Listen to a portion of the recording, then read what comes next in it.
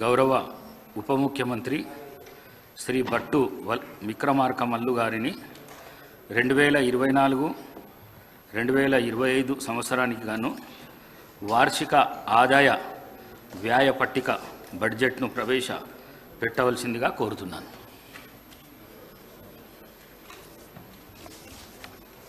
Honorable Speaker, sir, with your permission, I beg to present the annual financial statement, budget for 2024-25.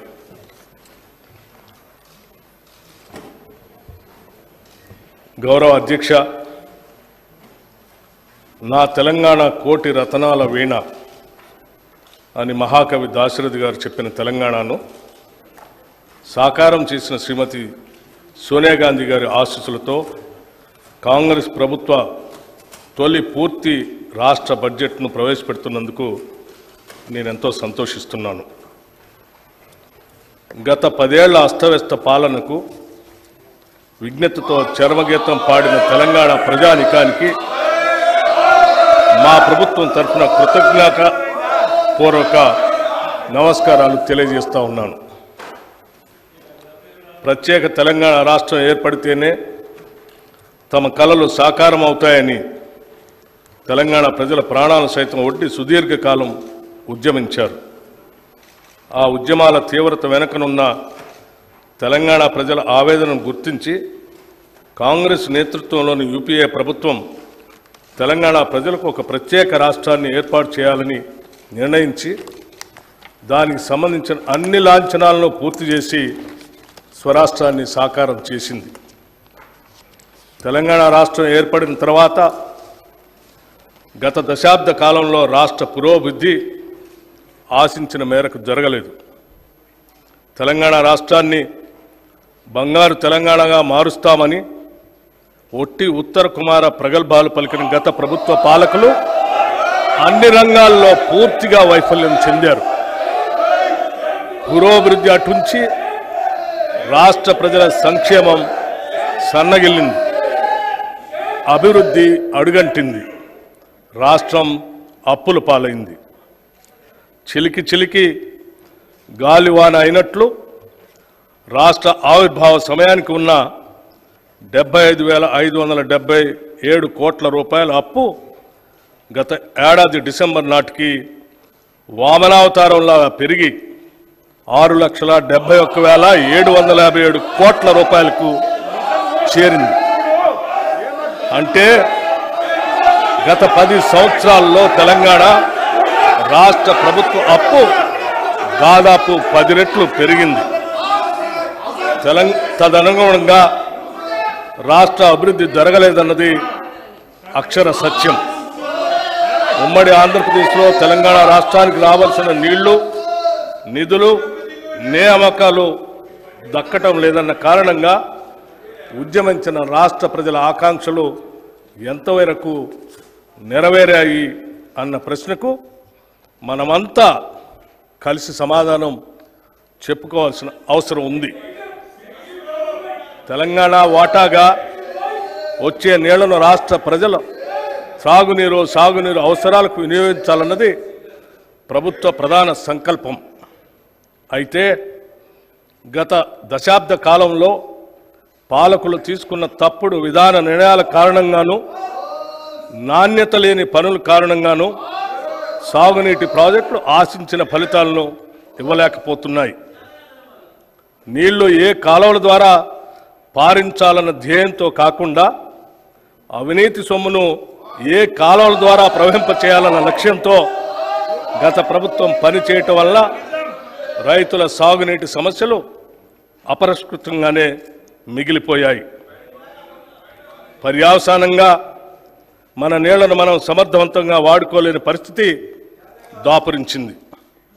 ఈ పరిస్థితి నుండి బయటపడే విధంగా తగిన దిద్దుబాటు చర్యలను చేపట్టడంతో పాటు మరింత మేలైన ప్రాజెక్టుల నిర్మాణం చేపట్టాలనే కృతనిశ్చయంతో ఈ ప్రభుత్వం ఉంది. ఇక నిధుల విషయానికి వస్తే గత ప్రభుత్వ కాలంలో ఆదాయం ద్వారా కానీ అప్పుల ద్వారా కానీ తదితర మార్గాల ద్వారా కానీ సమకూరిన నిధుల వ్యయానికి రాష్ట్ర పురోగతికి ఏమాత్రం పొంతలు లేని పరిస్థితి నెలకొంది. ఓ పక్క అప్పులు పెరగడంతో పాటు వేరొక పక్క బిల్లుల బకాయిలు భారీగా పెరిగిపోవటం వల్ల రాష్ట్ర ఆర్థిక పరిస్థితి ప్రమాద స్థాయికి చేరుకుంది.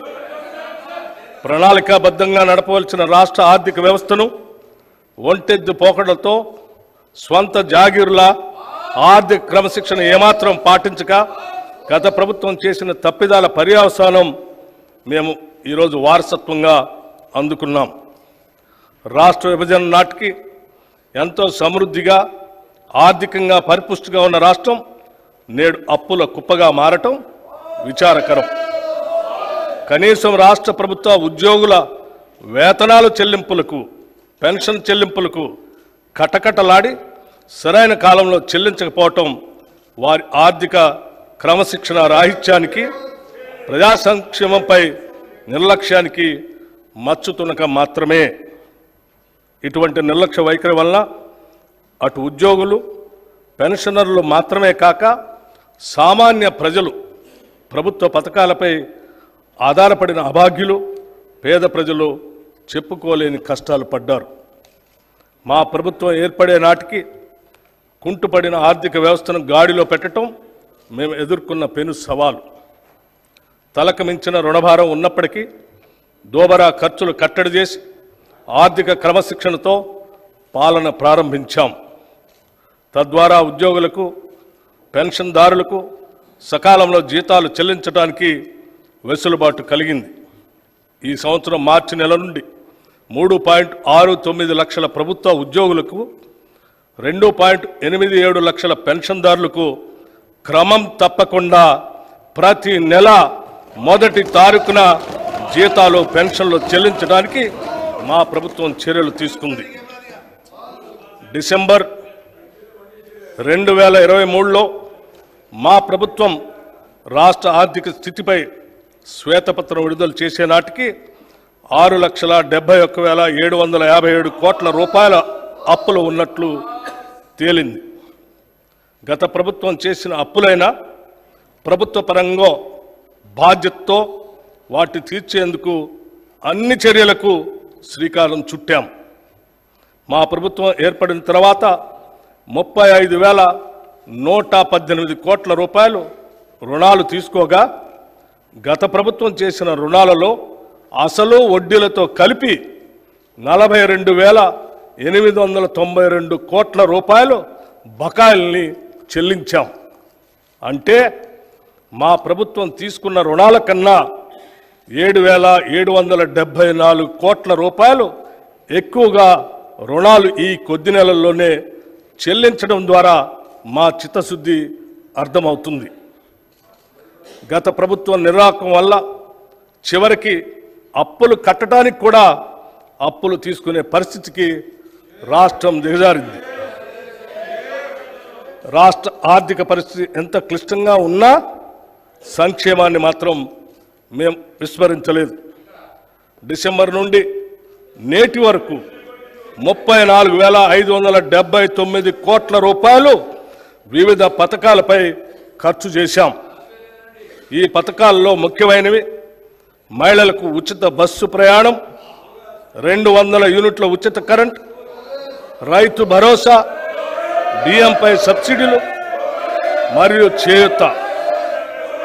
సంక్షేమంతో పాటు మూలధన వ్యయానికి క్యాపిటల్ ఎక్స్పెండిచర్ కూడా అదనంగా 19,456 కోట్ల రూపాయలు ఖర్చు చేశాం. తెలంగాణ రాష్ట్రం ఏర్పడిన 10 ఏళ్ల తర్వాత వాస్తవానికి దగ్గరగా ప్రణాళికాబద్ధమైన బడ్జెట్ను తొలిసారిగా మా ప్రభుత్వం 2024 ఫిబ్రవరి 10న శాసనసభలో ప్రవేశపెట్టడం జరిగింది. గత దశాబ్ద కాలంలో నియామకాల విషయానికి వస్తే రాష్ట్ర నిరుద్యోగ యువత కన్న కలలు కలలైపోయాయి. కొత్త ఉద్యోగాలు సృష్టించమనే మాట ఉంచితే ఉన్న ఉద్యోగాల నియామక ప్రక్రియల్లో గత ప్రభుత్వం చూపించిన అలసత్వం, నిర్లక్ష్యం కారణంగా నిరుద్యోగ యువత ఆశలు అడుగంటిపోయాయి.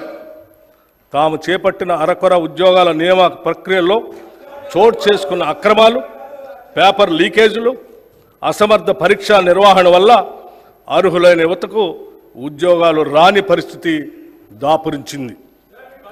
ప్రభుత్వ మరియు ప్రభుత్వ రంగ సంస్థల్లో కొత్త ఉద్యోగాలు సృష్టించడానికి, ఉద్యోగ నియామక ప్రక్రియలో పారదర్శకంగా పనిచేయటానికి తగిన చర్యలు మా ప్రభుత్వం తీసుకుంటుంది. తెలంగాణ పబ్లిక్ సర్వీస్ కమిషన్ సంస్థను సమూలంగా ప్రక్షాళన చేసి వారికి కావలసిన నిధులను మరియు మౌలిక వసతులను సమకూర్చాం.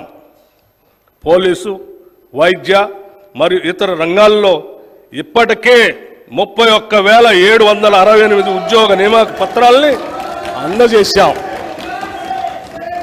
ఉద్యోగ నియామక ప్రక్రియల్లో ఇదివరకు చోటు చేసుకున్న అవకతవకలను సరిదిద్ది నియామక ప్రణాళిక క్యాలెండర్ను త్వరలోనే ప్రకటిస్తాం. గత ప్రభుత్వ వైఫల్యాలను గమనించిన రాష్ట్ర ప్రజలు మార్పును కోరి ఇందిరమ్మ రాజ్యం కోసం కాంగ్రెస్ పార్టీకి అధికారం ఇచ్చారు.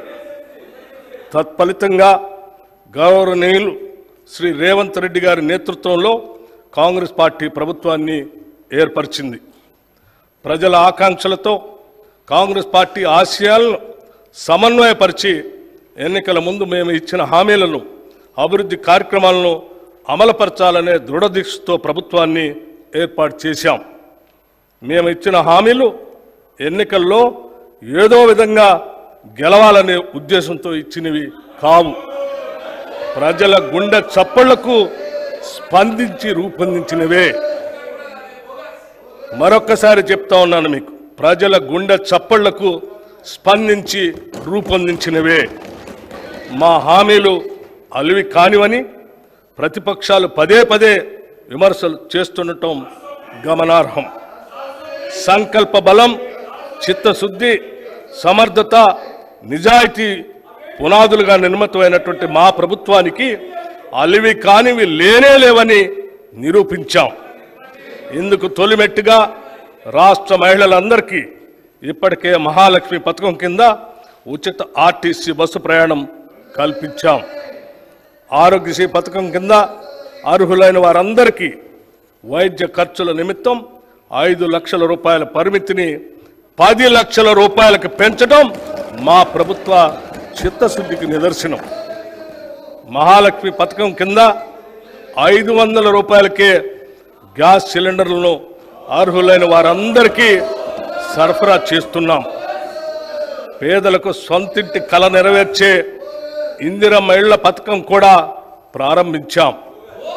నెలకు 200 యూనిట్ల విద్యుత్తును అర్హులైన వినియోగదారులకి ఉచితంగా ఇస్తున్నాం. ఈ పథకాలన్నీ మా ప్రభుత్వం ఏర్పడిన కొద్ది రోజుల్లోనే మేము ఇచ్చిన హామీలకు అనుగుణంగా అమలుపరిచాం. ఇది మా నిజాయితీకి నిదర్శనం. రైతు భరోసాతో పాటు ఇతర హామీలన్నింటినీ సత్వరమే పూర్తిగా అమలు చేసి తీరుతాం. ఒక్క ముక్కలో చెప్పాలంటే ఎన్నికల సమయంలో ఇందిరమ్మ రాజ్యాన్ని తెలంగాణలో స్థాపిస్తామని ప్రజలకిచ్చిన వాగ్దానాన్ని నిలబెట్టుకోవటానికి నిరంతరం కృషి చేస్తాం. బడ్జెట్ అనేది కేవలం అంకెల సమాహారం కాదు, అది మన విలువల మరియు ఆశల వ్యక్తీకరణ కూడా. The budget is not just a collection of numbers but also an expression of our values and aspirations. మేము ప్రవేశపెడుతున్నటువంటి ఈ బడ్జెట్ మమ్మల్ని నమ్మిన రాష్ట్ర ప్రజల ఆకాంక్షలు మరియు వారి నమ్మకాల ప్రతిబింబమే. తెలంగాణ రాష్ట్ర ఆర్థిక స్థితిగతుల గురించి 2023-24 సంవత్సరానికి ప్రపంచ ఆర్థిక వ్యవస్థ 3.2% అభివృద్ధి చెందింది. ఇదే కాలానికి భారతదేశ ఆర్థిక రంగం 7.6%, తెలంగాణ 7.4%గా వృద్ధిని నమోదు చేశాయి. అంటే గత సంవత్సరంలో తెలంగాణ వృద్ధి రేటు జాతీయ వృద్ధి రేటు కన్నా తక్కువ అని గమనించాలి. 2023-24 ఆర్థిక సంవత్సరంలో తెలంగాణ స్థూల రాష్ట్ర దేశీయ ఉత్పత్తి జిఎస్డిపి ప్రస్తుత ధరల ఆధారంగా లెక్కిస్తే 14,63,963 కోట్ల రూపాయలు. గత సంవత్సరంతో పోలిస్తే 11.9% వృద్ధి రేటు నమోదైంది. జాతీయ స్థాయిలో ఈ వృద్ధి రేటు 9.1%గా ఉంది. ఆదాయ వృద్ధితో పోల్చినప్పుడు పెరిగిన రుణం వల్ల ఖర్చుల కోసం ప్రభుత్వం రుణాలపై భారీగా ఆధారపడిందన్న విషయం స్పష్టమవుతా ఉంది. ఇటువంటి పరిస్థితి ఆర్థిక సుస్థిరతకు ప్రమాదం కలిగించేటువంటి అవకాశం ఉంది. ఆదాయాన్ని మించి రుణం నిరంతరంగా పెరుగుతుందంటే కఠోర ఆర్థిక సంస్కరణలు తీసుకురాని పక్షంలో తెలంగాణ ఆర్థిక స్వస్థత ప్రమాదంలో పడుతుంది. దాన్ని నివారించాలంటే ఆర్థిక వ్యయాన్ని ఆదాయాన్ని సమన్వయపరిచే చర్యలు తీసుకోవాల్సినటువంటి అవసరం ఉంది. 2023-24 సంవత్సరంలో ప్రస్తుత ధరల ప్రకారం రాష్ట్ర తలసరి ఆదాయం 3,47,299 రూపాయలు. జాతీయ తలసరి ఆదాయం 1,83,236 రూపాయలు. దీనితో పోలిస్తే తెలంగాణ తలసరి ఆదాయం 1,64,063 రూపాయలు ఎక్కువగా ఉంది. కానీ అదే సమయంలో తలసరి ఆదాయ స్థాయిల్లో జిల్లాల మధ్య తీవ్రమైన అంతరం కూడా ఉంది. ఉదాహరణకి రంగారెడ్డి జిల్లా తలసరి ఆదాయం 9,46,862 రూపాయలు కాగా వికారాబాద్ జిల్లా తలసరి ఆదాయం 1,80,241 రూపాయలు. దీనిని బట్టి వివిధ జిల్లాల మధ్య ఆర్థిక అభివృద్ధి సమాన స్థాయిలో లేదని తెలుస్తూ ఉంది. రాష్ట్రంలోని జిల్లాల మధ్య ఉన్న ఆదాయంలో అంతరాలని తగ్గించడానికి మా ప్రభుత్వం విధానాలను రూపొందించి అమలుపరుస్తూ ఉంది. 2023-24లో తెలంగాణలో జోడింపబడిన స్థూల విలువల్లో గ్రాస్ వాల్యూ యాడెడ్లో సేవల రంగం ద్వారా 65.7%, పారిశ్రామిక రంగం ద్వారా 18.5%, వ్యవసాయ మరియు అనుబంధ రంగాల ద్వారా 15.8% సమకూరుతుంది. ప్రస్తుత ధరల ప్రకారం 2022-23తో పోల్చినప్పుడు 2023-24 వ్యవసాయ మరియు అనుబంధ రంగాల జోడింపబడిన స్థూల విలువ 4% వృద్ధి చెందింది. రాష్ట్ర జనాభాలో 47.3% మంది ప్రజలు ఈ రంగంపైనే ఆధారపడి జీవిస్తున్నందువల్ల తెలంగాణలో జీవన ప్రమాణాలను పెంచడానికి ఈ రంగం యొక్క ఆర్థిక ప్రగతి అత్యంత కీలకం. ఇక సర్వీస్ రంగంపై 33% మంది, పారిశ్రామిక రంగంపై 19.7% మంది ఆధారపడి జీవిస్తూ ఉన్నారు. జాతీయ సగటుతో పోల్చినప్పుడు తెలంగాణలో శ్రమ కార్మిక శక్తి భాగస్వామ్య rate, labour force participation rate అధికంగా ఉంది. ప్రజాపాలన, సామాజిక మరియు ఆర్థిక ప్రజాస్వామ్యం లేనిదే రాజకీయ ప్రజాస్వామ్యం సఫలం కాజాలదు. ఆ రెండు కూడా రాజకీయ ప్రజాస్వామ్యానికి పునాది రాళ్ళు. పునాది ఎంత బలంగా ఉంటే ప్రజాస్వామ్యం అంత పటిష్టంగా ఉంటుంది. Political democracy cannot succeed without social and economic democracy. These two form the foundation of political democracy. The stronger the foundation, the stronger the democracy. Dr. B.R. Ambedkar గారు చెప్పిన ఈ సిద్ధాంతం మాకు శిరోధార్యం. త్రికరణ శుద్ధిగా ఈ సిద్ధాంతాన్ని నమ్మిన కాంగ్రెస్ ప్రభుత్వం దానికి అనుగుణంగా సర్వతోముఖాభివృద్ధికి, అసమానతలు లేని సమసమాజ స్థాపనకు అడుగులు వేస్తుంది. కాంగ్రెస్ ప్రభుత్వం ఏర్పడిన అనతి కాలంలోనే ప్రజాపాలనకు అంకురార్పణ చేసింది. డిసెంబర్ 28, 2023 నుండి జనవరి 6, 2024 వరకు ప్రభుత్వ హామీల అమలుకు రాష్ట్రంలోని అన్ని గ్రామాలలో, వార్డుల్లో సభలు ఏర్పాటు చేసి లబ్ధిదారుల నుండి 1,09,00,000 దరఖాస్తులు స్వీకరించబడ్డాయి. వాటన్నిటినీ కంప్యూటర్ ప్రోగ్రాం ద్వారా క్రోడీకరించాం. వచ్చిన దరఖాస్తులన్నింటినీ పరిశీలించి వివిధ పథకాలకు అర్హులైన వారందరినీ గుర్తించి వారికి పథకాలని అందజేస్తున్నాం. ఈ సంవత్సరం మార్చి 5వ తేదీ నుండి ప్రతి మండల కేంద్రంలో ప్రజాపాలన సేవా కేంద్రాలని ప్రారంభించాం. ఈ సేవా కేంద్రాల్లో రేషన్ కార్డులు, Aadhaar, gas cylinder, LPG ID, విద్యుత్ వినియోగ నంబర్ లాంటి వాటికి సవరింపులు చేసుకునే వెసులుబాటు కల్పించాం. దివంగత మాజీ ప్రధాని శ్రీ రాజీవ్ గాంధీ గారు చెప్పినట్లు ప్రభుత్వం పేదరిక నిర్మూలనకు పథకాలకు ఖర్చు చేసే ప్రతి రూపాయిలో కేవలం 15 పైసలు మాత్రమే నిజమైన లబ్ధిదారునికి చేరుతుంది. ప్రభుత్వ పథకాలు, పాలనా ఫలితాలు అర్హులకు సరిగా అందనప్పుడు వారు నిరాశ నిస్పృహలకు లోనవుతారు. అలాంటి వారు తమ గళమెప్పి సమస్యలను ఎక్కడ చెప్పుకోవాలో, ఎలా పరిష్కరించాలో తెలియని దిక్కుతోచని తీర్చులో ఉంటారు. అటువంటి వారి సమస్యలు వెనువెంటనే ప్రభుత్వ దృష్టికి తీసుకొచ్చి పరిష్కరించే సౌలభ్యం రాష్ట్ర స్థాయి ప్రజావాణి ద్వారా తీసుకువచ్చాం.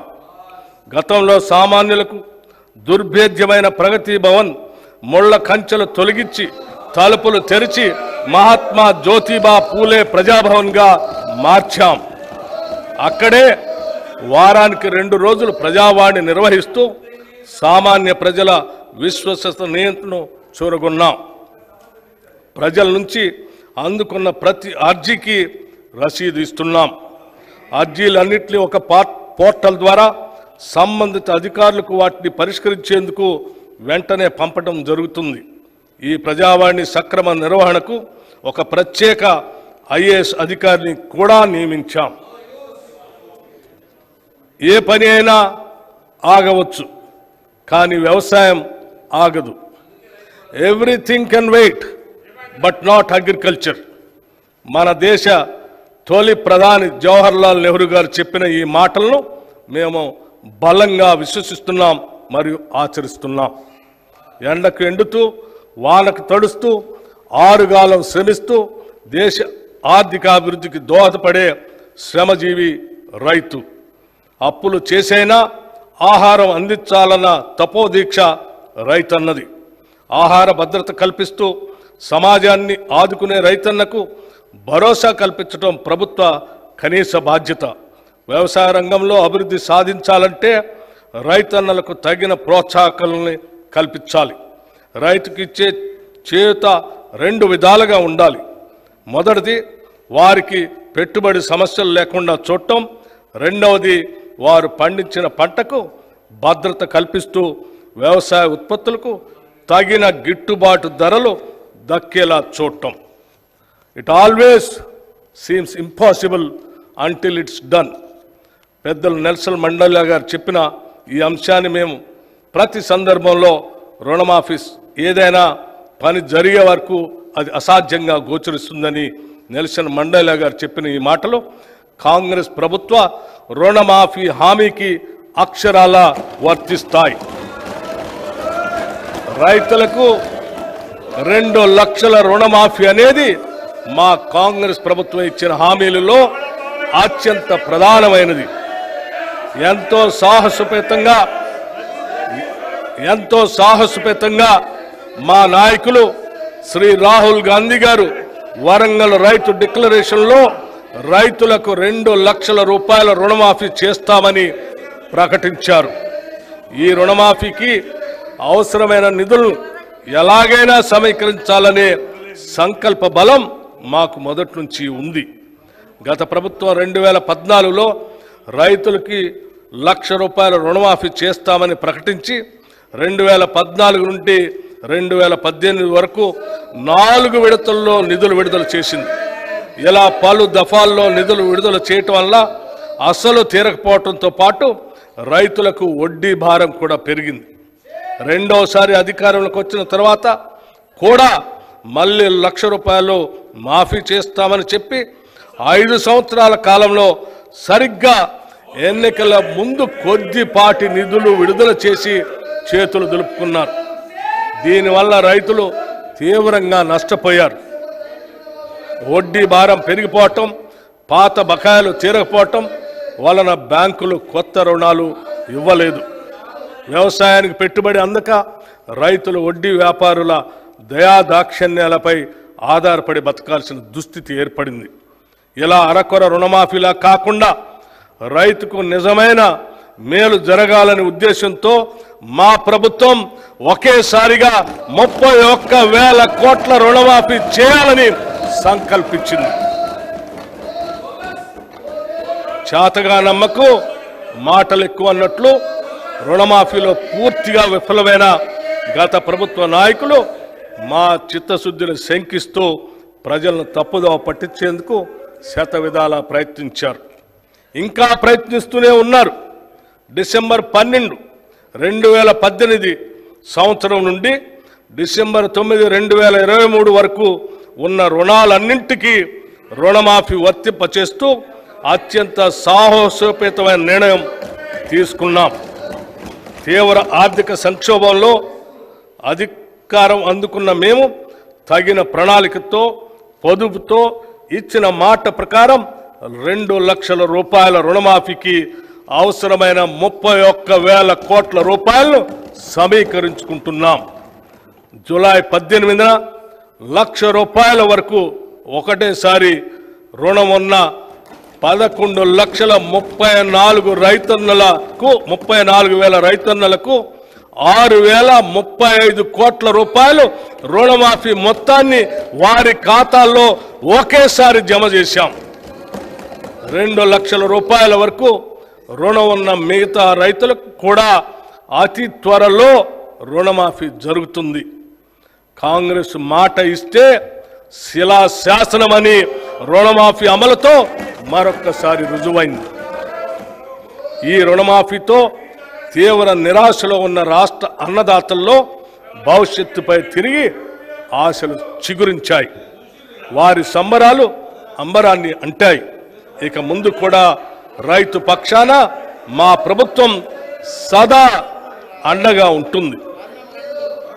రైతు భరోసా గత ప్రభుత్వం అమలు చేసిన రైతు బంధు పథకం కింద 5 సంవత్సరాల్లో 80,440 కోట్ల రూపాయలు ఖర్చు చేసింది.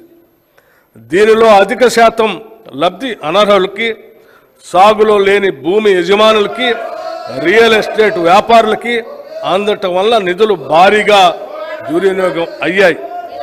గత ప్రభుత్వం చేసిన ఈ నిర్వాహకం వల్ల ప్రభుత్వ సొమ్ము నిరుపయోగమైంది. గత ప్రభుత్వం వారు రూపొందించుకున్న నియమ నిబంధనలను వారే తుంగలో తొక్కారు. ఇది చాలా శోచనీయం మరియు క్షమించరాని నేరం. మా ప్రభుత్వం అర్హులైన రైతులకు మాత్రమే లబ్ధి చేకూరేలాగా రైతు బంధు పథకం స్థానే రైతు భరోసాను తీసుకొచ్చింది. ఈ పథకం ద్వారా అర్హులైన రైతులకు ఏటా ఎకరానికి 15,000 రూపాయలు చెల్లించాలన్నది మా ప్రభుత్వ సంకల్పం. దీని అమలుకు విధి విధానాలు చర్చించి నిర్ణయించడానికి ఒక కేబినెట్ సబ్ కమిటీ ఏర్పాటు చేశాం. ఈ కమిటీ పలు జిల్లాల్లో పర్యటించి ఆ ప్రాంత రైతుల్ని, వ్యవసాయ రంగ నిపుణుల్ని, మేధావుల్ని సంప్రదించి వారి అభిప్రాయాలను సేకరించింది. ప్రజాభిప్రాయాలన్నింటినీ క్రోడీకరించి వాటిని గౌరవ సభలో ఉంచి చర్చించి గౌరవ శాసనసభ్యులు అందరి అభిప్రాయాన్ని తీసుకొని అమలు చేయాల్సిన విధి విధానాలపై తగిన నిర్ణయం తీసుకుంటాం. ప్రభుత్వ విధానాలు పారదర్శకంగా ప్రజల భాగస్వామ్యంతో ఖరారు చేయాలి. అంతేకాని 4 గోడల గడిల మధ్యన కాదు అని మా పనితీరుకు రైతు భరోసా విధానం ఒక ఉదాహరణ.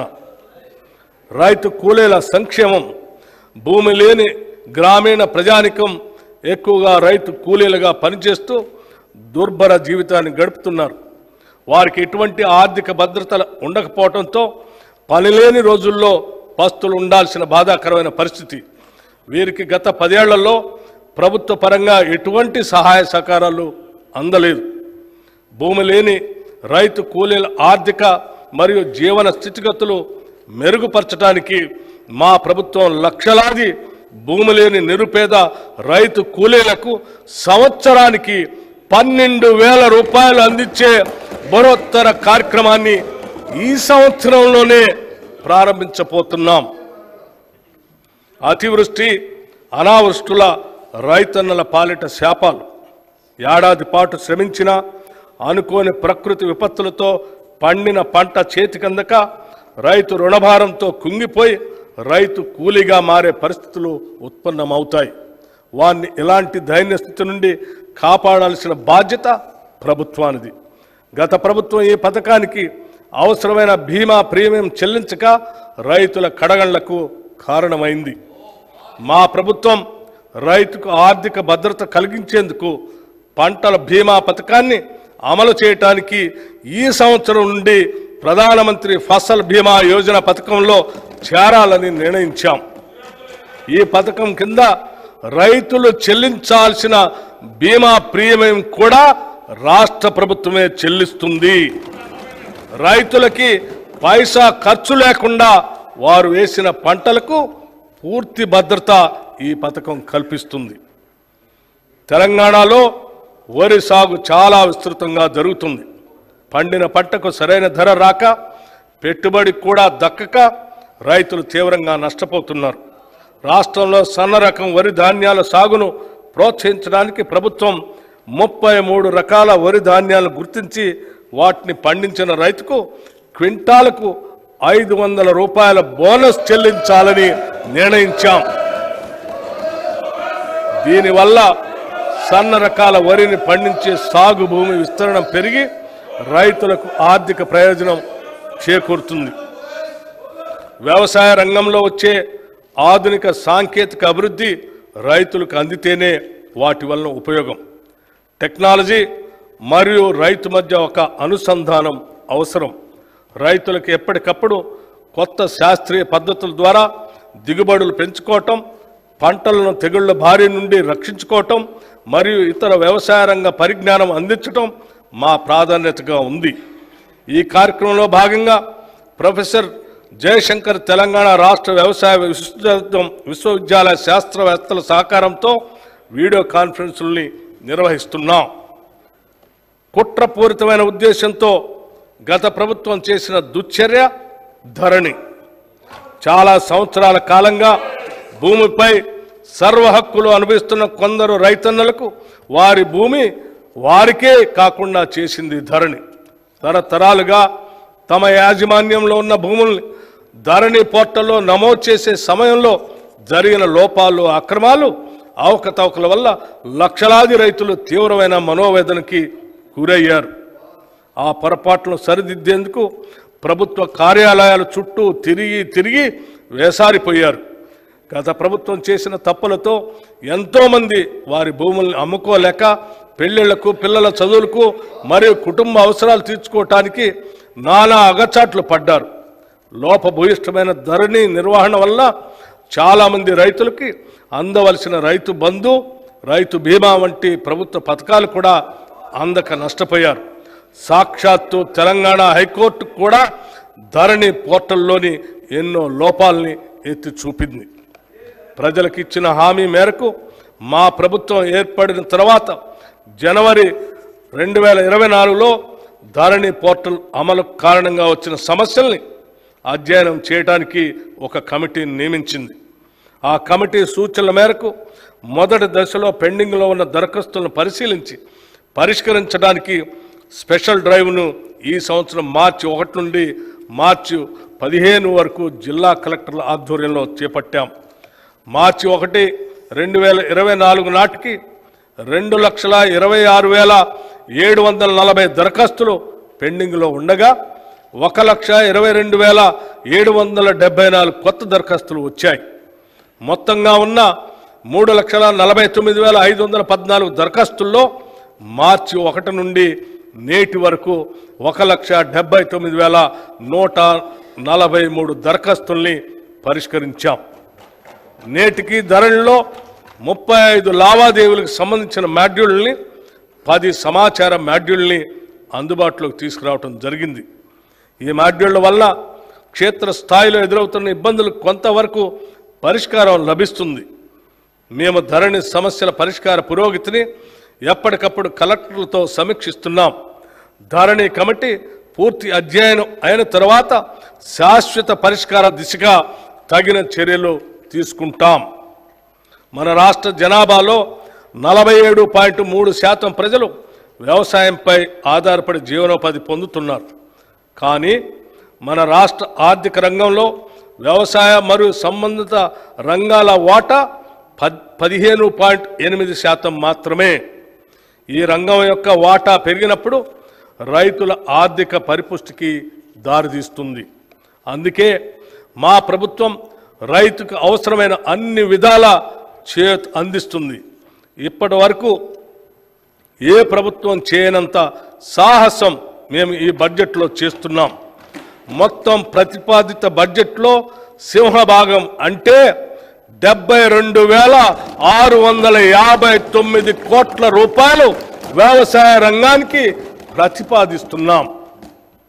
ఇది రైతుల తలరాతలు మార్చే ఒక చారిత్రాత్మక నిర్ణయం. భారతదేశ చరిత్రలో వ్యవసాయ రంగానికి ఇది ఒక మైలురాయి.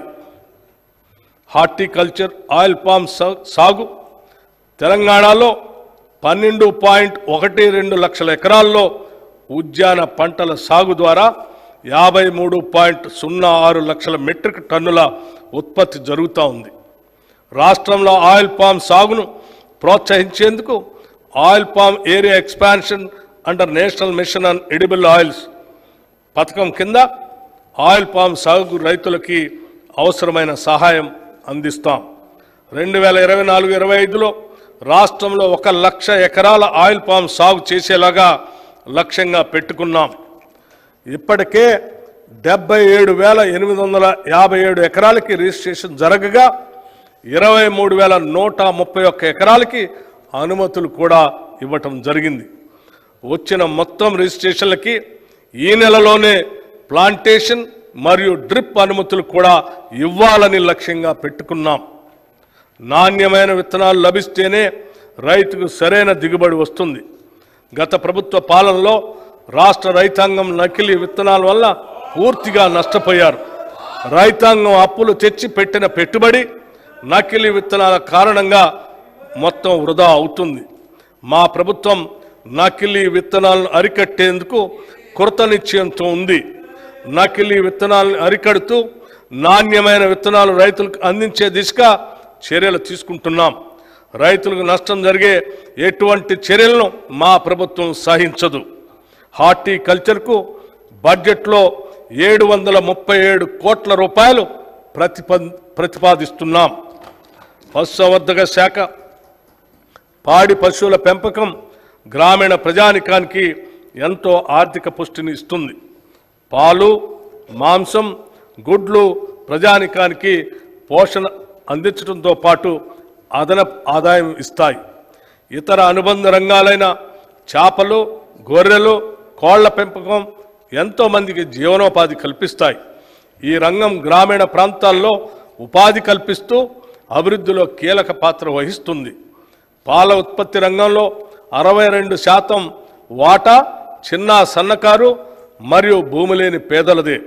వారు రాష్ట్రంలోని పశు సంపదలో 70% వాటా పొంది ఉన్నారు. ఈ రంగంలో రాష్ట్రం 326.39 లక్షల పశు సంపదతో దేశంలో 8వ స్థానంలో ఉంది. పశు సంవర్ధక రంగానికి ఈ బడ్జెట్లో 1,980 కోట్ల రూపాయలు ప్రతిపాదిస్తున్నాము. అభయస్తం 6 హామీలకు సంబంధించి మహిళలను మహాలక్ష్మిగా గౌరవించడం మన సంస్కృతి. మహాలక్ష్మి పథకం కింద తెలంగాణ రాష్ట్రంలోని మహిళలందరికీ టీజీఆర్టీసీ నడిపే బస్సుల్లో ఉచిత ప్రయాణ సౌకర్యం కల్పించాం. ప్రయాణించే దూరం పైన, ప్రయాణించే పర్యాయాలపైన ఎటువంటి పరిమితి లేదు. ఈ పథకాన్ని ఇప్పటి వరకు 68.60 కోట్ల ప్రయాణాలను మహిళలు ఆర్టీసీ బస్సుల్లో ఉచితంగా చేశారు. పర్యవసానంగా తెలంగాణ మహిళలకు 2,351 కోట్ల రూపాయలు ఆదా అయింది. ఈ ఉచిత బస్సు సౌకర్యంతో రాష్ట్రమంతా మహిళల్లో హర్షాతిరేకాలు వెల్లువిరుస్తున్నాయి. వారు ఈ సౌకర్యాన్ని వినియోగించుకొని రాష్ట్రం నలుమూలల్లో ఉన్న పర్యాటక కేంద్రాలను, దేవాలయాలను, బంధుమిత్రులను సందర్శించే వెసులుబాటు ఏర్పడింది. ఈ ఉచిత బస్సు సౌకర్యం పరోక్షంగా రాష్ట్ర ఆర్థికాభివృద్ధికి తోడ్పడుతుంది. ఈ పథకానికి అయ్యే ఖర్చు ఆర్టీసీకి ప్రభుత్వం నెలవారీగా ప్రతి నెల చెల్లిస్తుంది. దానివల్ల ఆర్టీసీ సంస్థ కూడా ఆర్థికంగా బలోపేతమై $1 బిలియన్ కార్పొరేషన్గా అవతరించడానికి దోహదపడింది. 500 రూపాయలకే గ్యాస్ సిలిండర్ నిరుపేద మధ్యతరగతి కుటుంబాలకు తరచుగా పెరిగే గ్యాస్ సిలిండర్ ధరలు మోయలేని భారంగా మారాయి. వారి ఆదాయంతో పోలిస్తే పెరిగిన సిలిండర్ ధర వారికి ఒక తీవ్రమైన ఆర్థిక సమస్యగా మారింది. మా ప్రభుత్వం మహాలక్ష్మి పథకం కింద 500 రూపాయలకే వంట గ్యాస్ సిలిండర్ని అందించడం ప్రారంభించింది. ఈ పథకం ద్వారా ఇప్పటి వరకు 39,57,637 కుటుంబాలకు లబ్ధి చేకూరింది. ప్రభుత్వం ఈ పథకానికి ఇప్పటి వరకు 200 కోట్ల రూపాయలు వెచ్చించింది. ఈ బడ్జెట్లో ఈ పథకానికి 723 కోట్ల రూపాయలు ప్రతిపాదిస్తున్నాం. గృహజ్యోతి పథకం అల్పాదాయ వర్గాల వారి ఇళ్లలో చీకట్లను పాలదోలి కాంతులు నింపాలనే సత్సంకల్పంతో మెరుపు లాంటి ఆలోచనలతో వెలిగిన దీపం గృహజ్యోతి పథకం. ఫిబ్రవరి 2024లో ఈ పథకం అమలుకు అవసరమైన ఉత్తర్వులను, మార్గదర్శకాలను ప్రభుత్వం విడుదల చేసి ఈ సంవత్సరం మార్చి 1 నుండి అమలు చేస్తున్నాం. 200 యూనిట్ల కంటే తక్కువ విద్యుత్తుని వినియోగించుకునే గృహాలకు ఉచిత విద్యుత్ అందించడం ఈ పథకం ప్రధాన లక్ష్యం. ప్రజాపాలన, ప్రజాసేవ కేంద్రాల ద్వారా వచ్చిన దరఖాస్తులను స్వీకరించి అర్హులైన వారందరికీ ఈ ఉచిత విద్యుత్ పథకం అమలు చేస్తున్నాం. ఈ పథకం కింద అర్హులైన లబ్ధిదారులకి డిస్కంలు 0 బిల్లులు అంటే 0 బిల్లులు జారీ చేస్తాయి. ప్రభుత్వం ఈ బిల్లుల మొత్తం ఛార్జీల్ని డిస్కంలకి చెల్లిస్తుంది.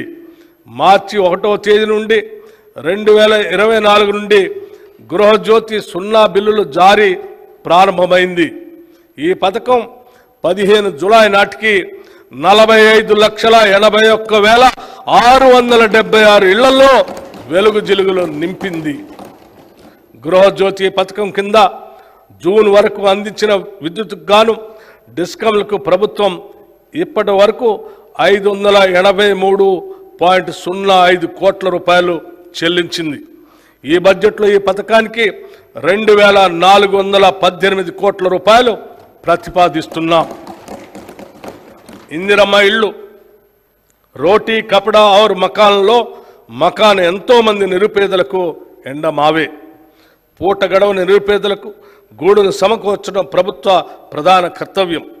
గత ప్రభుత్వం నిరుపేదలకు ఆశలు కల్పించి వారికి ప్రభుత్వ ఇళ్లు కేటాయించకుండా వారిని దగా చేసింది. అసెంబ్లీ ఎన్నికల మేనిఫెస్టోలో పేర్కొన్న విధంగా మా ప్రభుత్వం ఇందిరమ్మ ఇళ్ళు అనే నూతన గృహ నిర్మాణ కార్యక్రమాన్ని ప్రారంభించి వారి ఆశలు నిజం చేసింది.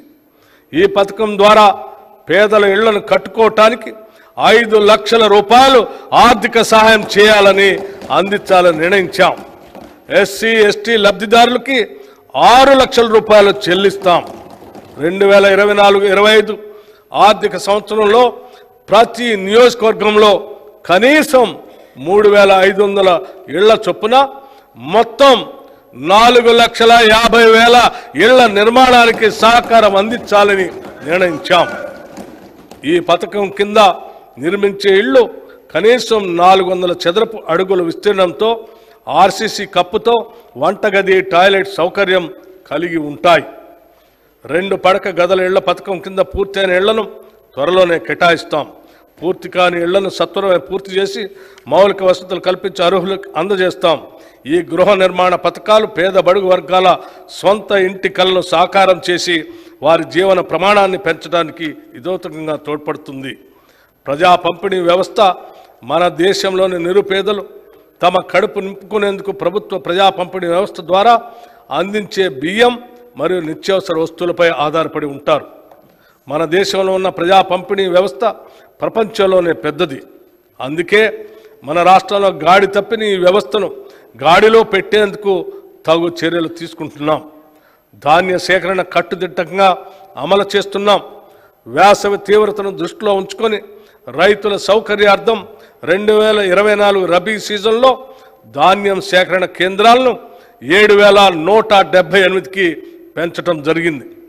2023-24 రబీ సీజన్కు ముందు జాగ్రత్త చర్యగా రైతులకు సహాయపడేందుకు ఈ సంవత్సరం మార్చి 25 నాటికే ధాన్యం సేకరణ కేంద్రాలని నెలకొల్పాం. వర్ష సూచనను, వాతావరణ పరిస్థితులను ధాన్యం సేకరణ కేంద్రాలకు గంటకు తెలియజేసే వాతావరణ యాప్ను అభివృద్ధి చేసి రైతులకు అప్రమత్తం చేస్తూ పంట నష్టాన్ని నివారించడానికి ప్రయత్నిస్తున్నాం. గత ప్రభుత్వ హయాంలో రైతుల నుండి కొనుగోలు చేసిన ధాన్యానికి సకాలంలో చెల్లింపులు జరిగేవి కాదు. కానీ మేము ఈ చెల్లింపులు కేవలం 48 గంటల్లోనే చేస్తున్నాం. దానివల్ల రైతుకి పైకం వెంటనే చేతికొచ్చి అక్రమాలకి అడ్డుకళ్ళం పడుతుంది. ఇప్పటి వరకు 10,556 కోట్ల రూపాయలు రైతుల ఖాతాల్లోకి జమ చేయటం జరిగింది. 2010-11 నుండి 2022-23 సంవత్సరాల మధ్య సుమారు 1000 మంది మిల్లర్లు ప్రభుత్వానికి దాదాపు 3,000 కోట్లు బకాయి పడ్డారు. ప్రభుత్వానికి ఇవ్వాల్సిన బియ్యం ఇవ్వకుండా ప్రజాధనంతో ఎంతోమంది మిల్లర్లు వ్యాపారం చేస్తూ కోట్లు గడించారు. ఇది అందరి కళ్ళ ముందే జరుగుతున్నా కూడా గత ప్రభుత్వం ఎప్పుడూ దీన్ని అరికడదామనే ఆలోచన చేయలేదు. సరికదా, వారిపై ఎటువంటి కఠిన చర్యలు తీసుకోకుండా పరోక్షంగా కాపాడింది. ఈ విషయంలో జరుగుతున్న అవకతవకలను గుర్తించి వెంటనే దిద్దుబాటు చర్యలు తీసుకున్నాం. గత 6 నెలలుగా విజిలెన్స్ విభాగం మిల్లర్లపై దాడులు చేస్తూ బకాయిలు రాబట్టింది. ప్రభుత్వ కృషి వల్ల గత 6 నెలల్లో బకాయి పడ్డ కస్టమ్ మిల్లర్స్ నుంచి 450 కోట్లు వసూలు చేశాం.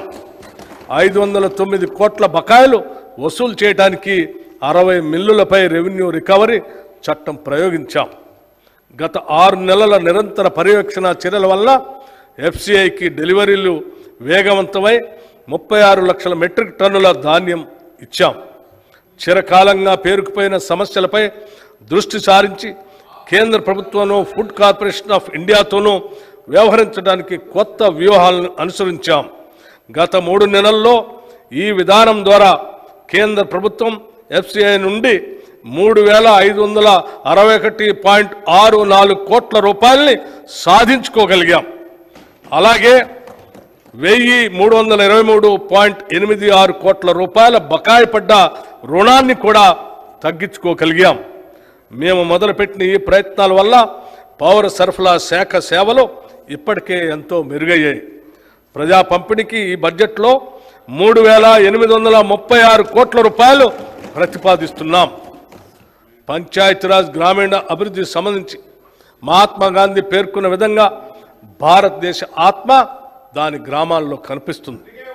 కానీ గత దశాబ్ద కాలంలో ప్రభుత్వ నిర్లక్ష్యం వల్ల స్థానిక సంస్థలు నిర్వీర్యమైపోయాయి. కేవలం కొత్త గ్రామ పంచాయతీలు ఏర్పరిచి వాటికి ఎటువంటి ఆర్థిక వనరులు కల్పించకపోవడంతో ఆ గ్రామాల్లో కనీస మౌలిక సదుపాయాలు లేక అభివృద్ధికి నోచుకోలేదు. గ్రామ స్వరాజ్యానికై నిరంతరం కృషి చేసి గ్రామీణ అభివృద్ధికి జవసత్వాలు నింపిన శ్రీమతి ఇందిరాగాంధీ, శ్రీ రాజీవ్ గాంధీ చూపిన బాటలోనే నడవాలని మా ప్రభుత్వ సంకల్పం. ప్రతి గ్రామాన్ని సమగ్రాభివృద్ధి కేంద్రంగా మలచాలన్నది లక్ష్యం. గ్రామాల్లో స్థానిక స్వపరిపాలన సజావుగా సాగే విధంగా ప్రభుత్వం చర్యలు చేపట్టింది. పక్కా రోడ్లు లేని మారుమూల గ్రామాలకు మరియు నివాస ప్రాంతాలకు రోడ్డు నిర్మాణాన్ని చేపడతాం. గత ప్రభుత్వం ఎన్నో కోట్ల వ్యయంతో మిషన్ భగీరథను చేపట్టింది.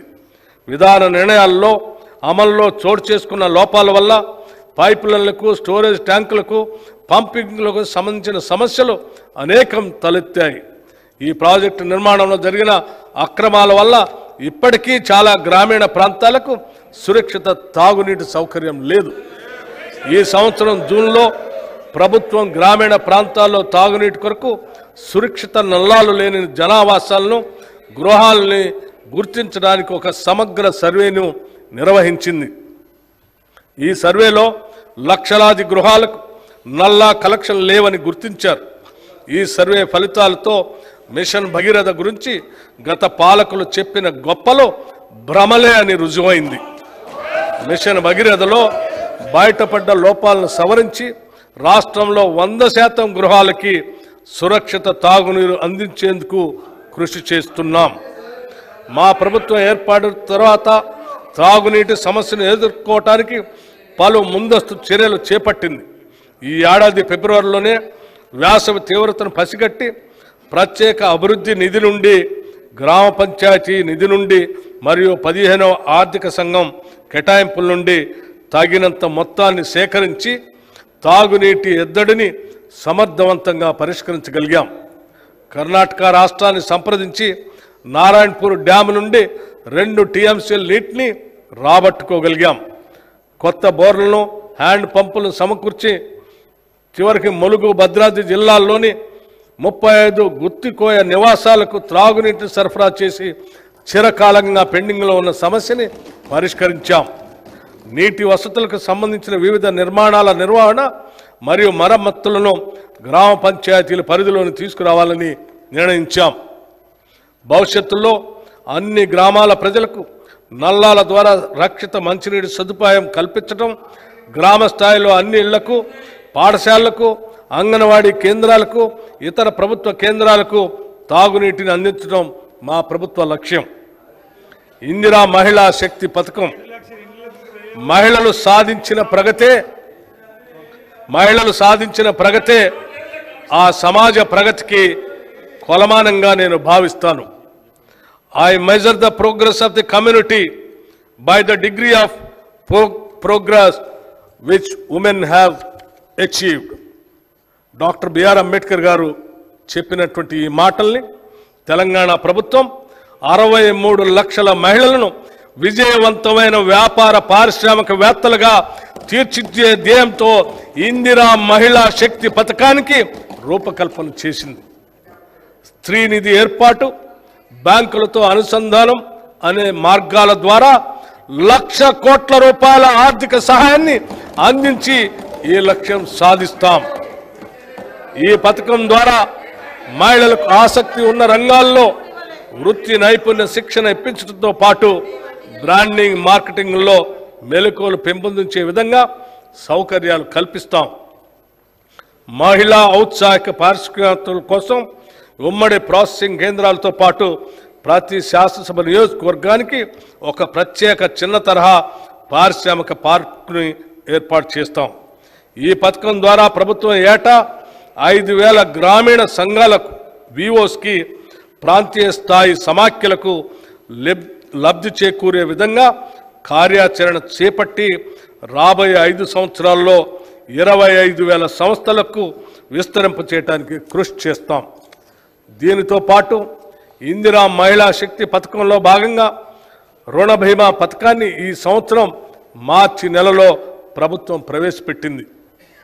ఈ పథకం ద్వారా సభ్యురాలు మరణించినప్పుడు పొరపాటున ఆమె పేరున ఉన్న రుణాన్ని గరిష్టంగా 2 లక్షల రూపాయల వరకు మాఫీ చేయటం జరుగుతుంది.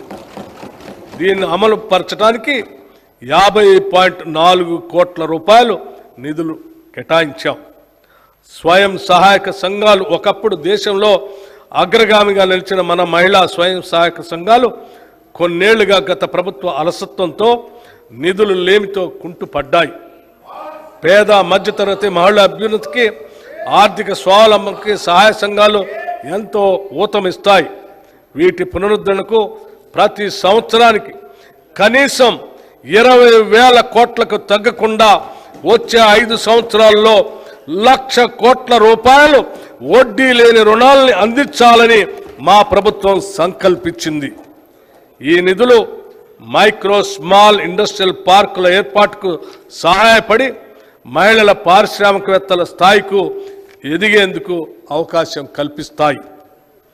ఈ పథకం ద్వారా ఇందిరా జీవిత బీమా పథకం ఈ పథకం ద్వారా స్వయం సహాయక సంఘాల్లోని దాదాపు 63.86 లక్షల మంది మహిళా సభ్యులకి జీవిత బీమా సౌకర్యం కల్పిస్తున్నాం. స్వయం సహాయక సంఘాల్లోని సభ్యులు ఎవరైనా ప్రమాదవశాత్తు మరణిస్తే వారికి 10 లక్షల జీవిత బీమా చేయటం జరిగింది. స్కూల్ యూనిఫామ్లను కుట్టే పనిని స్వయం సహాయక బృందాలు మహిళా సభ్యులకి అప్పజెప్పాలని పాఠశాల విద్యాశాఖను, సంక్షేమ శాఖను, జిల్లా కలెక్టర్లను ఆదేశిస్తూ ప్రభుత్వం ఈ ఏడాది మార్చి నెలలో ఉత్తర్వులు జారీ చేసింది. మహిళా శక్తి ప్రారంభోత్సవ కార్యక్రమంలో రాష్ట్ర ముఖ్యమంత్రి వర్యులకు అందిన అభ్యర్థన మేరకు స్కూల్ యూనిఫామ్లో కుట్టు ఛార్జీల్ని జతకు 50 రూపాయల నుండి 75 రూపాయలకు పెంచడం కూడా జరిగింది. దీనివల్ల 29,680 మహిళా సభ్యులకు సుమారు 50 కోట్ల రూపాయలు లబ్ధి చేకూరుతుందని అంచనా. స్వయం సహాయక బృందాల్లోని మహిళా సభ్యులు తయారు చేసే ఉత్పత్తుల విక్రయానికి గాను మాదాపూర్లోని శిల్పారామం వద్ద డ్వాక్రా మహిళా బజార్ను ఏర్పాటు చేయాలని నిర్ణయించాం. దీని ఏర్పాటుకు గ్రామీణ పేదరిక నిర్మూలన సంస్థ సెర్ఫ్కు 3.20 ఎకరాల భూమిలో గల 106 దుకాణాలతో కూడిన నైట్ బజార్ కాంప్లెక్స్ని అప్పగించాం. మహిళల ఆర్థిక స్వావలంబన సాధించినప్పుడే వారు నిజమైన సమానతను సాధిస్తారు. పైన పేర్కొన్న పథకాలన్నీ కూడా ఈ దిశగా మహిళలను బలోపేతం చేసేవే. సంక్షిప్తంగా చెప్పాలంటే మా ప్రభుత్వం 1 కోటి మంది మహిళలను కోటీశ్వరులు చేసేందుకు కంకణం కట్టుకుంది. పంచాయతీరాజ్ మరియు గ్రామీణ అభివృద్ధి శాఖకు ఈ బడ్జెట్లో 29,816 కోట్ల రూపాయలు ప్రతిపాదిస్తున్నాం. హైదరాబాద్ నగరాభివృద్ధి దేశంలోని ప్రధాన నగరాల్లో ఒకటైన హైదరాబాద్ అన్ని రంగాల్లో శరవేగంగా అభివృద్ధి చెందుతున్న చారిత్రాత్మక నగరం ఇది. ఇప్పటికే ఈ నగరం ఒక ఐకాన్గా పేరు గడించింది. ఈ నగర అభివృద్ధికి విశేషంగా కృషి చేసిన గత కాంగ్రెస్ ప్రభుత్వాల సేవల్ని మనం మర్చిపోలేం. ఇంతటి ఘన చరిత్ర కలిగిన నగరం యొక్క పారిశుధ్య, మురుగునీటి, తాగునీటి వ్యవస్థలు గత 10 ఏళ్లుగా అత్యంత నిర్లక్ష్యానికి గురయ్యాయి. మితిమీరిన కాలుష్యంతో మూసి హుస్సేన్ సాగర్లు విషతుల్యం అయ్యాయి. మురికి నీటి కాలువల నిర్వహణ లోపంతో, ఆక్రమణలతో చినుకు పడితే నగరం జలమయమై ప్రజా జీవనం అస్తవ్యస్తం అయ్యే పరిస్థితి దాపురించింది. దూరదృష్టి లేని ప్రణాళికలు, ఇబ్బడి ముబ్బడి అక్రమ నిర్మాణాలపై దృష్టి సారించకపోవడంతో నగరాభివృద్ధి కుంటుపడింది. కేవలం కొన్ని ఫ్లైఓవర్లు నిర్మించి దానినే అభివృద్ధిగా భ్రమింప చేశారు. హైదరాబాద్లో భూములు వేలం ద్వారా వేల కోట్లు సమకూరినా వాటి వినియోగం మాత్రం నగరాభివృద్ధి కొరకు జరగలేదు. హైదరాబాద్ చుట్టుపక్కల ఉన్న పెద్ద పరిశ్రమలు మరియు ఐటీ సంస్థలు లక్షల మందికి ఉపాధి కల్పిస్తున్నాయి. వీటిలో పనిచేసేవారు హైదరాబాద్ నగరం మరియు శివారు ప్రాంతాల్లో నివసిస్తూ వారు పనిచేసే ప్రాంతానికి రోజు దూర ప్రయాణం చేస్తూ ఉంటారు. పనిచేసే ప్రాంతానికి దగ్గరగా నివాసాలు ఉంటే ఎన్నో ప్రయోజనాలు ఉంటాయి.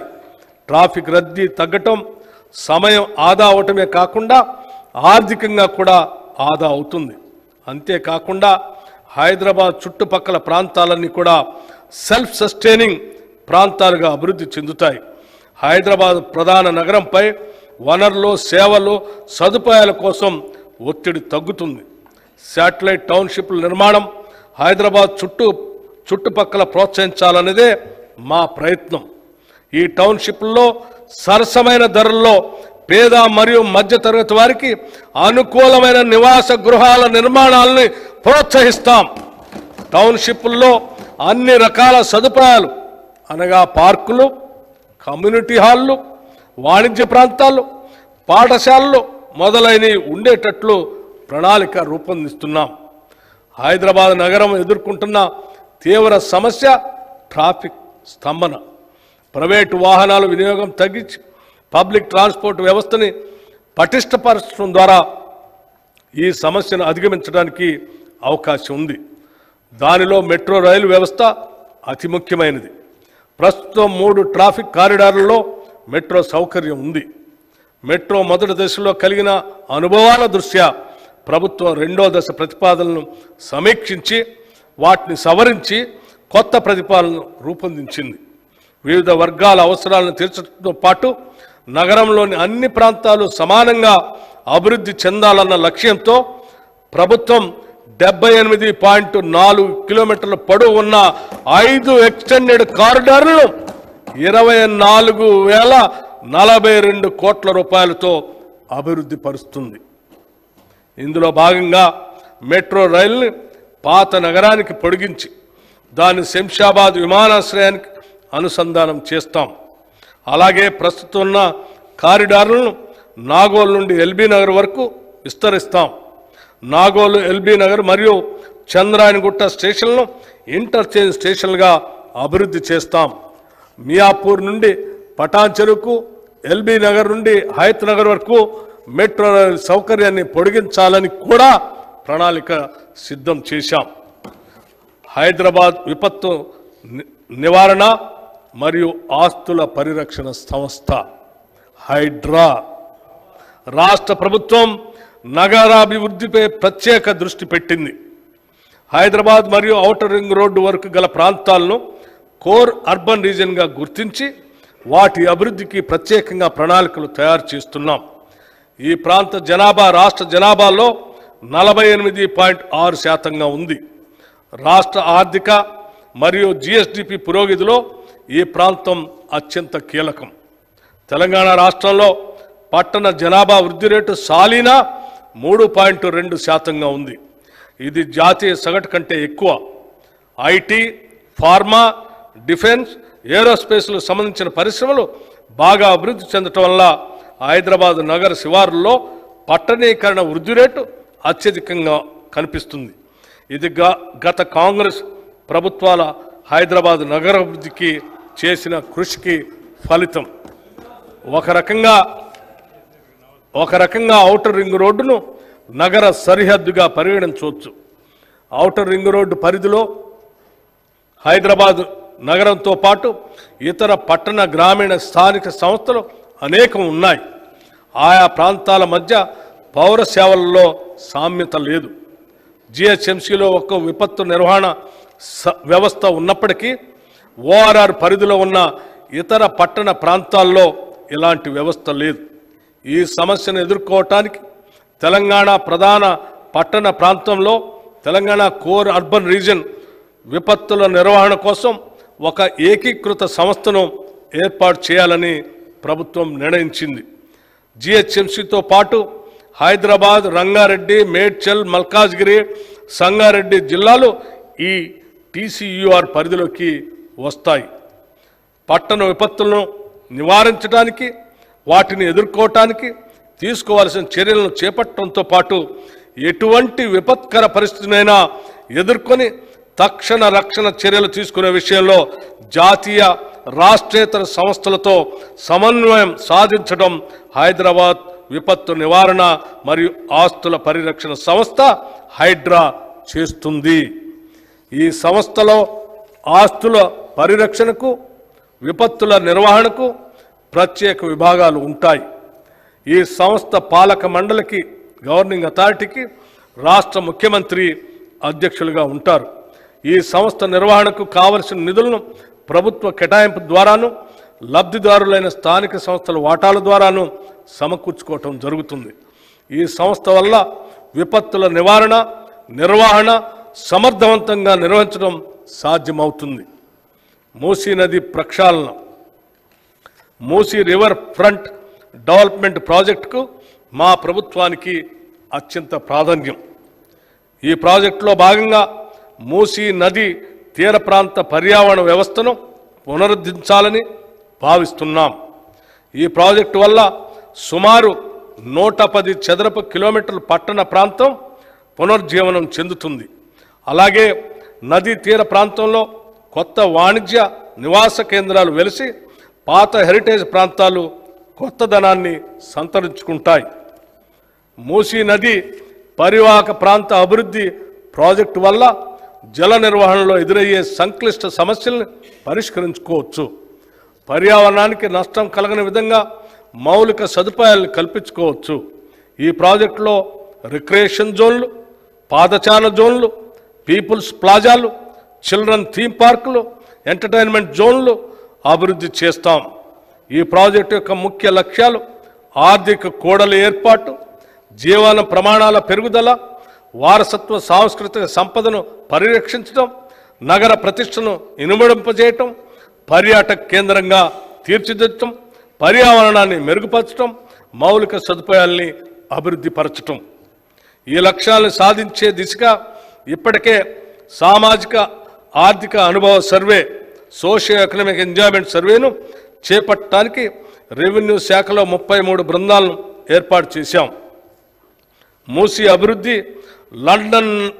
లండన్ నగరంలో ఉన్న థేమ్స్ నదీ పరివాహక అభివృద్ధి తరహాల్లో జరుగుతుంది.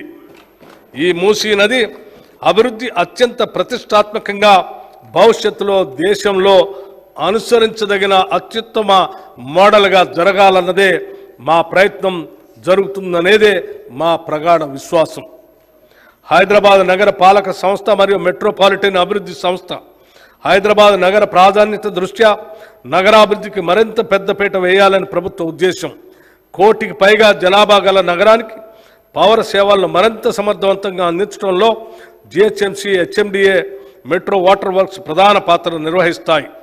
వాటి సేవలను ప్రజలకు మరింత మెరుగ్గా అందించేందుకు జిహెచ్ఎంసీ పరిధిలో మౌలిక వసతుల కల్పనకు 3065 కోట్ల రూపాయలు, హెచ్ఎండిఏ పరిధిలో మౌలిక వసతుల కల్పనకు 500 కోట్ల రూపాయలు, నగరానికి మంచినీటి మరియు డ్రైనేజ్ వ్యవస్థ మెరుగుపరచడానికి మెట్రో వాటర్ వర్క్స్కి 3385 కోట్ల రూపాయలు ఈ బడ్జెట్లో ప్రతిపాదించాం. ఇవి కాకుండా హైడ్రాకి 200 కోట్లు, ఎయిర్పోర్ట్ వరకు మెట్రో విస్తరణకు 100 కోట్లు, ఔటర్ రింగ్ రోడ్డు కొరకు 200 కోట్లు, హైదరాబాద్ మెట్రో రైలు ప్రాజెక్టుకు 500 కోట్లు, పాత నగరానికి మెట్రో విస్తరణకి 500 కోట్లు, multi modal suburban rail transport system కొరకు 50 కోట్లు, మూసీ రివర్ ప్రాజెక్టు కొరకు 1500 కోట్ల రూపాయలు ప్రతిపాదించాం. తెలంగాణ ఆర్థికంగా ఆయువు పట్టువైన హైదరాబాద్ నగరాభివృద్ధి సాధించినప్పుడే పలు రంగాలకు అవసరమైన వనరులు సమకూడి రాష్ట్రాభివృద్ధికి దోహదపడుతుంది. ఇది దృష్టిలో పెట్టుకొని నగరాభివృద్ధికి ఎన్నడూ లేని విధంగా భారీ ఎత్తున 10,000 కోట్ల రూపాయలు ఈ బడ్జెట్లో ప్రతిపాదిస్తున్నాం. Regional ring road, outer ring road నిర్మాణం హైదరాబాద్ నగరానికి మణిహారం. ఔటర్ రింగ్ రోడ్డు నగరం చుట్టూ ఉన్న పలు ప్రాంతాలను అనుసంధానం చేయడంతో హైదరాబాద్ నగరాభివృద్ధికి మరింత వేగవంతమైంది. ఇలాంటి ఫలితాలను రాష్ట్రంలో మరిన్ని ప్రాంతాలకు విస్తరించేందుకు ప్రస్తుతం చేపడుతున్న రీజనల్ రింగ్ రోడ్ దోహదపడుతుంది. ఉత్తర ప్రాంతంలోని 158.6 కిలోమీటర్ల పొడవున్న సంగారెడ్డి, తూప్రాన్, గజ్వేల్, చౌటప్పల్ రోడ్డును, దక్షిణ ప్రాంతంలోని 189 కిలోమీటర్ల పొడవున్న చౌటప్పల్, షాద్నగర్, సంగారెడ్డి రోడ్డును జాతీయ రహదారులుగా ప్రకటించడానికి వీలుగా అప్గ్రేడ్ చేయాలని మా ప్రభుత్వం ప్రతిపాదిస్తుంది. రీజనల్ రింగ్ రోడ్ హైదరాబాద్ నగర ఉత్తర దక్షిణ ప్రాంతాలను, తూర్పు పశ్చిమ ప్రాంతాలను కలుపుతూ జాతీయ రహదారి నెట్వర్క్తో అనుసంధానం చేయబడుతుంది. ఎక్స్ప్రెస్ వే ప్రమాణాలను దృష్టిలో ఉంచుకుని దీని నిర్మాణానికి తగినంత భూమిని సేకరించే ప్రయత్నం జరుగుతుంది. పెరుగుతున్న ట్రాఫిక్ రద్దీకి అనుగుణంగా తొలుత 4 లేన్లతో నిర్మించి దాని 8 లేన్ల సామర్థ్యానికి విస్తరింపచేస్తాం. ఈ ప్రాజెక్టు వల్ల ఓఆర్ఆర్కు మరియు త్రిబుల్-ఆర్కు మధ్య పలు పరిశ్రమలు, వాణిజ్య సేవలు, రవాణా పార్కులు మొదలైనవి అభివృద్ధి చెందుతాయి. ప్రాథమిక అంచనాల ప్రకారం త్రిబుల్-ఆర్ ఉత్తర ప్రాంతం అభివృద్ధికి 13,522 కోట్ల రూపాయలు, దక్షిణ ప్రాంత అభివృద్ధికి 12,980 కోట్ల రూపాయలు ఖర్చు అవుతుంది. దీనికోసం ఈ బడ్జెట్లో 1,525 కోట్ల రూపాయలు ప్రతిపాదిస్తున్నాం. స్త్రీ శిశు సంక్షేమం, బాలికలకు పౌష్టికాహారాన్ని అందించడంతో పాటు విద్యను కూడా అందించాలనే సంకల్పంతో అంగన్వాడీ కేంద్రాలను ప్రీ స్కూల్గా మార్చాలని నిర్ణయించాం. అలాగే అమ్మ ఆదర్శ పాఠశాల కమిటీలను ఏర్పాటు చేసి పాఠశాల నిర్వహణను అప్పగిస్తాం. రాష్ట్రంలోని అన్ని ప్రభుత్వ పాఠశాలల్లో పారిశుధ్యం, మరమ్మతులు, నిర్వహణ మహిళా సంఘాల ద్వారా చేపట్టాలని అనుకుంటున్నాం. దీని ద్వారా ప్రభుత్వ పాఠశాలలో విద్యా ప్రమాణాలను పెంచి నాణ్యమైన విద్యను అందించాలన్నదే మా లక్ష్యం. స్త్రీ శిశు సంక్షేమానికి ఈ బడ్జెట్లో 2,736 కోట్ల రూపాయలు ప్రతిపాదిస్తున్నాం. ప్రజాస్వామ్యం అనేది బలవంతులకి మరియు బలహీనులకి సమాన అవకాశాలు కల్పించేది. పూజ్య Bapuji Mahatma Gandhi, I understand democracy as something that gives the week the same chance as the strong అని మహాత్మా గాంధీ గారు చెప్పినట్టుగా నమ్మిన పై సిద్ధాంతాన్ని అనుసరిస్తూ షెడ్యూల్డ్ కులాలు మరియు షెడ్యూల్డ్ తెగల వారికి సమాన అవకాశాలు కల్పించే దిశగా మా ప్రయత్నాలు ఉంటాయి. ఇప్పటికే మా ప్రభుత్వం ఆదివాసీల కొరకు కొమరం భీం కార్పొరేషన్, లంబాడాల కొరకు సంత్ సేవాలాల్ కార్పొరేషన్, ఎరుకల కొరకు ఎరుకల కార్పొరేషన్ ఏర్పాటు చేసింది. అదేవిధంగా షెడ్యూల్డ్ కులాలైన మాల మాదిగలకు 2 ప్రత్యేక కార్పొరేషన్లు ఏర్పాటు చేయడం జరిగింది. పై కార్పొరేషన్ల ద్వారా ఈ వర్గాల అభివృద్ధి మరియు సంక్షేమ కార్యక్రమాలు చేపడతాం. ప్రతి సంవత్సరం వర్షాకాలంలో వాగులు, వంకలు ఉప్పొంగి మారుమూల గ్రామాలకు, తండాలకు ప్రపంచంతో సంబంధం తెగిపోతుంది. ఆ సమయంలో అత్యవసర వైద్య సహాయం రోగులకు, గర్భిణీ స్త్రీలకు అందించడం ఒక సాహస కార్యక్రమం కన్నా తక్కువేమీ కాదు.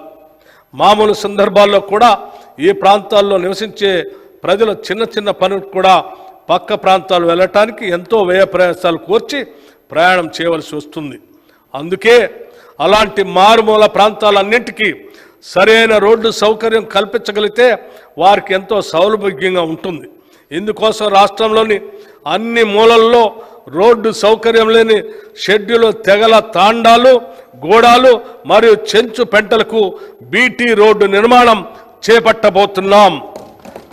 దీనివల్ల వారి దైనందిన జీవితం సులభతరం అవుతుంది. గత ప్రభుత్వం 500 పైన జనాభా కలిగిన షెడ్యూల్ నివాస ప్రాంతాలను గ్రామ పంచాయతీలుగా మార్చింది. అక్కడితో వాటిని మర్చిపోయింది. వారికి అవసరమైన కనీస సదుపాయాలు ఇప్పటికీ లేవు. వాటిని అభివృద్ధి పరిచే దిశగా మా ప్రభుత్వం ఈ కొత్త పంచాయతీలన్నిటికీ గ్రామ పంచాయతీ కార్యాలయాలు కట్టించాలని సంకల్పించాం. గిరిజనుల సంస్కృతి, ఆచారాలు, పండుగలు అత్యంత వైవిధ్యభరితంగా ఉంటాయి. వాటిని పాటిస్తూ కాపాడుకోవాల్సిన వారు ప్రాధాన్యం కూడా ఇస్తారు. ఇది పరిరక్షించడం మన బాధ్యత కూడా. అందుకే ఆసియాలోనే అతిపెద్దదైన సమ్మక్క సారలమ్మ మేడారం జాతరని అత్యంత వైభవంగా ఫిబ్రవరి 2024లో 100 కోట్లు ఖర్చు పెట్టి నిర్వహించాం. అంతేకాకుండా సంత్ సేవాలాల్ జయంతికి కూడా 2 కోట్లు, నాగోబా జాతర నిర్వహణకి 1 కోటి రూపాయలు మంజూరు చేశాం. రాష్ట్రంలో ఉన్న అన్ని రకాలైన గురుకుల పాఠశాల విద్యార్థులకు అంతర్జాతీయ ప్రమాణాలతో కూడిన విద్య వసతి అందించేందుకు ప్రభుత్వం ఇంటిగ్రేటెడ్ రెసిడెన్షియల్ పాఠశాలలో నెలకొల్పటానికి నిర్ణయించింది.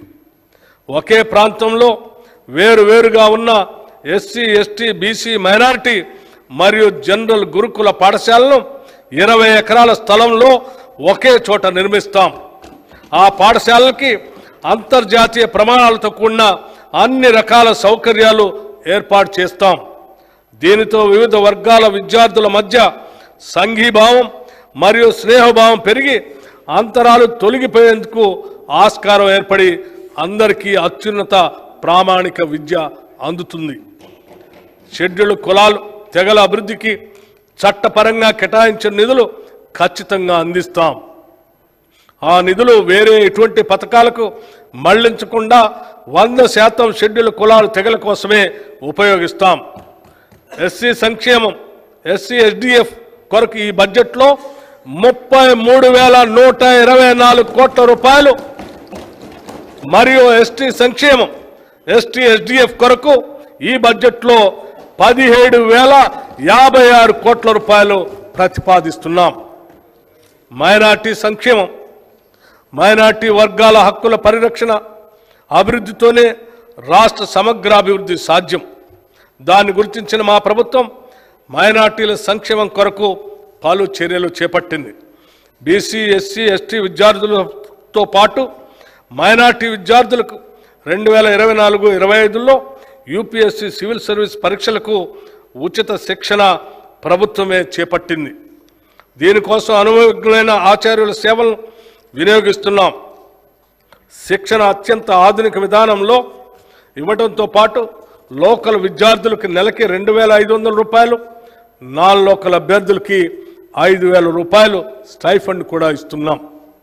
ఈ సంవత్సరం రంజాన్ వేడుకలకి 33 కోట్ల రూపాయలు మరియు అషూర్ ఖానాల పునరుద్ధరణకు నిర్వహణకు 50 లక్షల రూపాయలు మంజూరు చేశాం.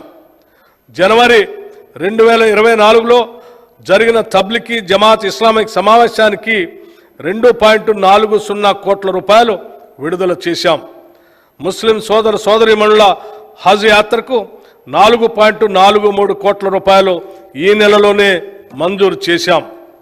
మైనార్టీ సంక్షేమ శాఖకు ఈ బడ్జెట్లో ఎప్పుడూ లేని విధంగా 3,003 కోట్ల రూపాయలు ప్రతిపాదిస్తున్నాం. బీసీ సంక్షేమం, మన రాష్ట్ర జనాభాలో అత్యధిక శాతం ఉన్న వెనుకబడిన తరగతుల అభ్యున్నతికి మా ప్రభుత్వం కట్టుబడి ఉంది. వారి వికాసానికి పలు పథకాలని ప్రవేశపెడుతున్నాం. కళ్ళు గీత కార్మికులు తరతరాలుగా తమ వృత్తిని నమ్ముకొని జీవిస్తున్నారు. కళ్ళు గీసే క్రమంలో వారు తరచుగా ప్రమాదాలకు గురై ప్రాణాలు పోగొట్టుకుంటున్నారు లేదా శాశ్వతంగా వికలాంగులు అవుతున్నారు. అటువంటి పరిస్థితుల్లో వారి కుటుంబం మొత్తం ఆర్థిక ఇబ్బందుల్లోకి నెట్టబడుతున్నారు. అయితే ఈ మధ్య కొత్త సాంకేతికతతో గీత కార్మికుల ప్రాణాలు కాపాడే ఒక పరికరం ఐఐటి హైదరాబాద్ వారు తయారు చేశారు. ప్రభుత్వం ఈ పరికరాన్ని పరిశీలించి రాష్ట్ర వ్యాప్తంగా ఉన్న కళ్ళు గీత కార్మికులకి అందజేయాలని నిర్ణయించింది. ఈ కిట్ యొక్క డెమో ఈ మధ్యనే అధికారులు కళ్ళు గీత కార్మికుల సమక్షంలో ముఖ్యమంత్రి గారి సమక్షంలో పరిశీలించారు. ప్రభుత్వం కొత్తగా ముదిరాజ్, యాదవ, కుర్మ, మున్నూరు కాపు, పద్మశాలి, పెరిక, లింగాయత్, మేరా, గంగపుత్ర కులాలకు 8 కార్పొరేషన్లని ఏర్పాటు చేసింది. ఆర్థికంగా వెనుకబడిన కులాలు సంక్షేమం కోసం ఒక వెల్ఫేర్ బోర్డుని ఏర్పాటు చేసింది. ఈ కార్పొరేషన్లు మరియు వెల్ఫేర్ బోర్డు వెనుకబడిన తరగతుల అభ్యున్నతికి తోడ్పడతాయి. సమాజంలో అందరూ అభివృద్ధి చెందాలి మరియు సమాన అవకాశాలు పొందాలి అంటే ప్రస్తుత సమాజంలో ఉన్న అసమానతలను అర్థం చేసుకోవటం చాలా ముఖ్యం. అంతేకాకుండా కుల గణన ద్వారా ఒక మంచి మార్పు సమానత్వం వైపు తీసుకొని రావచ్చని మా పార్టీ నాయకులు శ్రీ రాహుల్ గాంధీ గారు తెలంగాణలో ప్రచారం చేస్తున్నప్పుడు అన్నారు. ఇటువంటి మార్పు తెలంగాణ నుంచి మొదలు కావాలని వారు ఆశించారు. దానికి అనుగుణంగా కాంగ్రెస్ పార్టీ ఎలక్షన్ మేనిఫెస్టోలో వెనుకబడిన తరగతుల కుల గణన చేపడతామని ప్రకటించింది. వెనుకబడిన తరగతులు, షెడ్యూల్ కులాలు మరియు షెడ్యూల్ తెగల జీవన ప్రమాణాన్ని సామాజిక, ఆర్థిక, విద్య మరియు రాజకీయ రంగాల్లో మెరుగుపరచడానికి అనుగుణంగా అనువైన పథకాల రూపకల్పనకు, నిధుల కేటాయింపులకు ఈ కుల గణన ప్రామాణికం అవుతుంది. మహాత్మా గాంధీ మరియు డాక్టర్ బిఆర్ అంబేద్కర్ కలలు కన్న సామాజిక న్యాయం మరియు సమ్మిళిత వృద్ధి, ఇంక్లూజివ్ గ్రోత్ సాధించేందుకు ఈ కుల గణన దోహదం చేస్తుందని మా నమ్మిక. వెనుకబడిన తరగతుల సంక్షేమ శాఖకు ఈ బడ్జెట్లో 9,200 కోట్ల రూపాయలు ప్రతిపాదిస్తున్నాం. వైద్య ఆరోగ్యం, ప్రస్తుత ప్రభుత్వ వైద్య వ్యవస్థ ప్రజా అవసరాలకు ఏమాత్రం సరిపోవటం లేదు. పైపెచ్చు ఈ రంగం చాలా నిర్లక్ష్యానికి గురైంది. ప్రకటనలకే పరిమితమైన గత ప్రభుత్వం కనీసం ఈ రంగంలో పనిచేసే డాక్టర్లు, నర్సులు మరియు ఇతర ప్రభుత్వ కాంట్రాక్టు ఉద్యోగులకి సకాలంలో జీతాలు కూడా చెల్లించలేదు. ఉస్మానియా ఆసుపత్రి లాంటి ఘన చరిత్ర కలిగిన సంస్థను కూడా పూర్తిగా నిర్లక్ష్యం చేసింది. కొత్త మెడికల్ కాలేజీలు సాధించుకొచ్చాం అని చెప్పటం తప్ప వాటికి కావలసిన వనరులు, వసతులు ఏమీ కల్పించలేదు. మా ప్రభుత్వం వైద్య ఆరోగ్య రంగం బలోపేతం చేసే దిశగా దానిలో పనిచేసే ఉద్యోగులందరికీ ధైర్యం కల్పించేలాగా వారి వేతన బకాయిలన్నీ విడుదల చేశాం. ముందు కూడా వారికి ప్రతి నెల సకాలంలో జీతాలు అందించి వారి పూర్తి సామర్థ్యాన్ని ప్రజాసేవకే వినియోగించేలాగా ప్రోత్సహిస్తాం. అసంపూర్తిగా ఉన్న సూపర్ స్పెషాలిటీ హాస్పిటల్స్ మరియు ఇతర హాస్పిటల్స్, నర్సింగ్ కాలేజీలు, మెడికల్ కాలేజీ నిర్మాణం పూర్తి చేస్తాం. కొత్త మెడికల్ కాలేజీలకి అవసరమైన బోధనేతర సిబ్బందిని మంజూరు చేశాం. మా ప్రభుత్వం ఏర్పడిన వెంటనే 6,956 మంది నర్సులకి నియామక ఉత్తర్వులు కూడా ఇచ్చాం. ప్రజలందరికీ సకాలంలో నాణ్యమైన ఆరోగ్య సేవలు సమర్థవంతంగా అందించాలన్న లక్ష్యంతో తెలంగాణ ప్రభుత్వం సార్వజనిక ఆరోగ్య సంరక్షణ యూనివర్సల్ హెల్త్ కేర్ విధానానికి రూపకల్పన చేస్తూ కొన్ని ప్రత్యేక చర్యలు చేపట్టింది.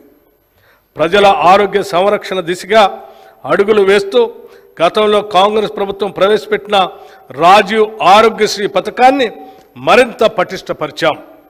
మా ప్రభుత్వం ఏర్పడగానే గతంలో ఉన్న 5 లక్షల కవరేజ్ పరిధిని 10 లక్షల రూపాయలకు పెంచాం.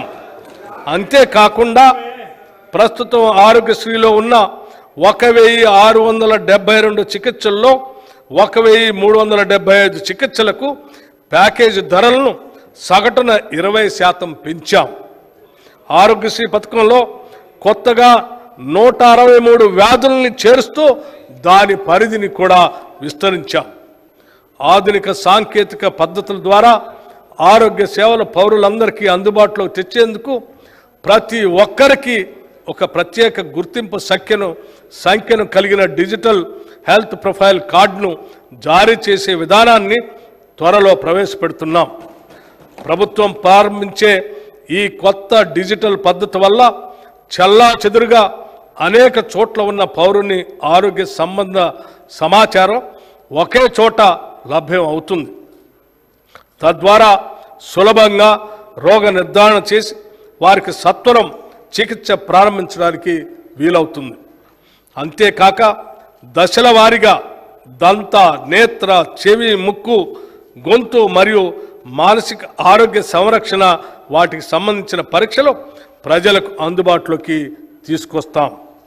వైద్య మరియు ఆరోగ్య శాఖకు ఈ బడ్జెట్లో 11,468 కోట్ల రూపాయలు ప్రతిపాదిస్తున్నాం.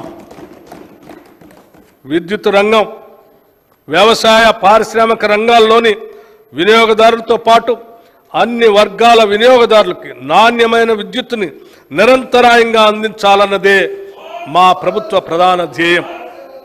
గత ప్రభుత్వ ఆర్థిక క్రమశిక్షణ రాహిత్యానికి బలైన విద్యుత్ సంస్థలను గాడిలో పెడుతూ తీవ్ర వేసవ కాలంలో కూడా రోజుకి 24 గంటలు నిరంతరాయంగా విద్యుత్తుని అందించాం. విద్యుత్ సరఫరా విషయంలో ప్రజలను తప్పుదోవ పట్టించడానికి ప్రతిపక్షాలు ఎంత ప్రయత్నించినా ప్రజలు వాస్తవాలు గ్రహించారు. శరవేగంగా పెరుగుతున్న రాష్ట్ర విద్యుత్ డిమాండ్ను దృష్టిలో పెట్టుకొని ట్రాన్స్మిషన్ నష్టాలు తగ్గించి నెట్వర్క్ బలోపేతం చేయడంలో భాగంగా ఈ ఆర్థిక సంవత్సరంలో 11 కొత్త ఎక్స్ట్రా హైటెన్షన్ సబ్ స్టేషన్ల నిర్మాణం మరియు 31 ఎక్స్ట్రా హై వోల్టేజ్ పవర్ ట్రాన్స్ఫార్మర్ల సామర్థ్య పెంపు కోసం 3,017 కోట్ల రూపాయల పెట్టుబడులతో ప్రణాళికలు సిద్ధం చేయటం జరిగింది. రాష్ట్రంలో భౌగోళిక అనుకూలతలు గల ప్రదేశాల్లో స్టోరేజ్ ప్లాంట్లను ఏర్పాటు చేయడానికి చర్యలు తీసుకుంటాం. కాలుష్య నివారణ చర్యల్లో భాగంగా ప్రభుత్వం విద్యుత్ వాహనాలని ప్రోత్సహిస్తుంది. ప్రస్తుతం ఉన్న 450 వాహనాల ఛార్జింగ్ స్టేషన్లు ఉండగా అదనంగా గ్రేటర్ హైదరాబాద్లో 100 స్టేషన్లు ఏర్పాటు చేయడానికి అవసరమైన చర్యలు తీసుకుంటున్నాం. ప్రజలకు ఛార్జింగ్ సౌకర్యాలను సులభంగా అందుబాటులో తీసుకొని రావడానికి టీజీఈవీ మొబైల్ యాప్ను ఏర్పాటు చేస్తున్నాం. రాష్ట్ర విద్యుత్ వినియోగదారుల అవసరాల దృష్ట్యా 2030 సంవత్సరం వరకు కావలసిన విద్యుత్ ఉత్పత్తికి తగిన ప్రణాళికలు తయారు చేస్తున్నాం. సాంప్రదాయేతర మరియు కాలుష్యరహిత విద్యుత్ ఉత్పత్తికి ప్రాధాన్యత ఇస్తూ ఒక నూతన ఎనర్జీ పాలసీని తీసుకొని వస్తాం. మన రాష్ట్ర అవసరాలకు మాత్రమే సరిపోయే విధంగా కాకుండా మిగులు విద్యుత్ సాధించడానికి ఈ పాలసీలో తగిన ప్రణాళిక ఉంటుంది. పర్యావరణాన్ని పరిరక్షిస్తూ సుస్థిర అభివృద్ధిని సాధించడం ప్రస్తుత ప్రభుత్వ ధ్యేయం. తదనుగుణంగా మేము తీసుకొచ్చే నూతన విద్యుత్ విధానంలో సౌరశక్తి రంగానికి ప్రాధాన్యతనిస్తూ భవిష్యత్తులో కాలుష్యరహిత విద్యుత్ సాధనలో అగ్రగామిగా నిలవటానికి కృషి చేస్తున్నాం. ట్రాన్స్కో మరియు డిస్కమ్లకి ఈ బడ్జెట్లో 16,410 కోట్ల రూపాయలు ప్రతిపాదిస్తున్నాం. అడవులు, పర్యావరణం. తెలంగాణ రాష్ట్రంలో విస్తారమైన అటవీ సంపద ఉంది. ఎన్నో సుందర జలపాతాలు, వన్యజీవులు, డ్యాంలు, జలాశయాలు ఉన్నాయి. ప్రస్తుతం ఉన్న అడవుల్ని పరీక్షించుకుంటూ వాటిని మరింత విస్తృతపరిచి అటవీ వైశాల్యాన్ని పెంచుకోవాల్సిన అవసరం ఉంది.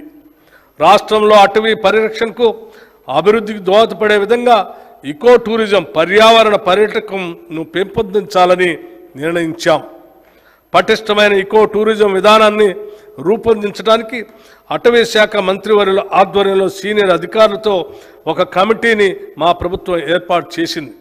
ఒడిశా, కర్ణాటక ఇంకా ఇతర రాష్ట్రాల్లో ఈ కమిటీ పర్యటించి వారు అనుసరించే ఉత్తమ పద్ధతులను సేకరించి ఇచ్చే నివేదిక ఆధారంగా ఇకో టూరిజం పాలసీని రూపొందించి అమలు చేస్తాం.